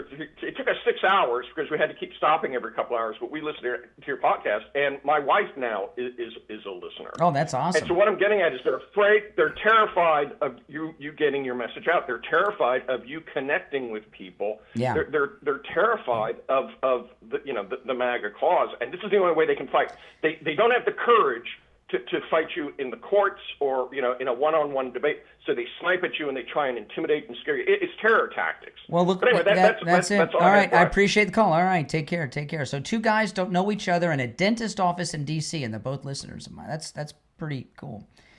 You're on the air. What's your name? Where are you calling from? Brian from Deerfield. No, you're not. I know you're not the one that called over 250 times. No, maybe I'm number 251. I don't know. No, not me calling. And by this time, we might have hit over 300. I don't know if I went back to check at this point. Would that be a new record, Brian? A new record for most calls on one show from one person? No, but it's no, really? No. Oh, yeah. No, I just usually don't mention guy, it. I just usually don't mention it, and I probably shouldn't have, but whatever. Yeah. Well, it's interesting. A quick point: people talk about the tariffs, and some people think it's not a success or whatever. In terms of capital, there's financial capital and there's human capital. The number of wars that have stopped Donald Trump has stopped 6 wars. If we think how many young people were saved from these meaningless wars, largely because Trump can use the tariffs as leverage to put an end to these wars and get these negotiations going before more young people can be killed. I will guarantee you there's at least 12 countries, because 2 going against each other, where the mothers are thanking God and praying every night that Donald Trump is president of the United States and save their children from these meaningless, stupid wars through his financial program with the tariffs. And he should get more credit for this, and he should get a Nobel Prize for it, too. He saved so many lives. But I'm gonna tell you, this is I was gonna bring this up earlier, but then I just so much is breaking that I've been covering today. I was listening to the president talk about Israel and the Gaza relief. I'm a strong supporter of Israel, but if they don't change their game up a little bit, they're gonna turn the world against them in this. I'm not saying that I'm not turning against Israel, but they're at the beginning of a very bad PR move with the I'm going to call it what it is, the siege of Gaza. Well, you can win the war and lose the public relations, and people will turn against you very quickly. Very quickly. Yeah, they got to change up what they're doing. Again, I'm a big supporter of Israel, and I understand. I am too. Where they're coming from. We know what happened, in October, but but public perception is reality. Well, that's also how we lost the Vietnam War here too. Correct. But we lost the public relations at home, So it's a great point. But thank God Donald Trump saved a lot of young people in these other countries who would have been dead by now. And he's been a real blessing. So I hope people keep that in mind. You made a good little point there, because I didn't quite think about it that way. You verbalized it better than me that Israel is at the very beginning of their own Vietnam with Gaza, and I think you are. Yes. That is so true, and it doesn't mean that they're wrong. But they got to fix this PR thing. There's people. You see the people on, whether it's true or not. You see kids starving, whether it's real or not. It's real to everybody watching it. Well, prophetically, hard times are just ahead for Israel, unfortunately. So they have to be very careful in how they handle things. And I pray for Israel every night. I really do. And but they're still, even with this great success in Iran, they're still in a very difficult position. And one of the major ones is going to be the problem with Syria. Mm-hmm. That's coming because it's so close to their border, and that's going to be coming up too, especially with the city of Damascus. That's right. All right. Appreciate the call. Yeah. All right. Be safe, Brian. Be safe. All right. We love you. Take care. Well, thank you. That means a lot. It does. I got to tell you, Mike Lindell and MyPillow has changed my life. And, I found MyPillow out of necessity, I don't know, a little more than 10 years ago, because I just wasn't sleeping well. And I tried everything. I've told you guys, I got all these different pillows. Foam pillow, a gel pillow, which was like a rock. I got a bamboo pillow from Brookstone that cost over $200, and nothing worked until I got the MyPillow, the original classic MyPillow that started it all. And that same pillow I got over a decade ago, I still sleep on it. I have all the different MyPillows, but I still have that one. I don't know which one it is because it's mixed in with all the others, and we wash them and dry them, you know, when we wash our sheets and such, and it's gotten mixed in, but it's still there. That bamboo pillow, I remember when I threw that pillow out, not long after I got the MyPillow, it pained me.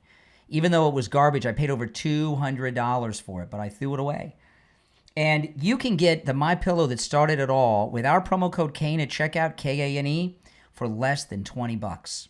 Go to MyPillow.com and use our promo code Kane at checkout, Kane, and get the MyPillow that started it all for less than $20. That's an incredible deal. Say big, sleep better each and every night for the rest of your life. Promo code Kane, Kane.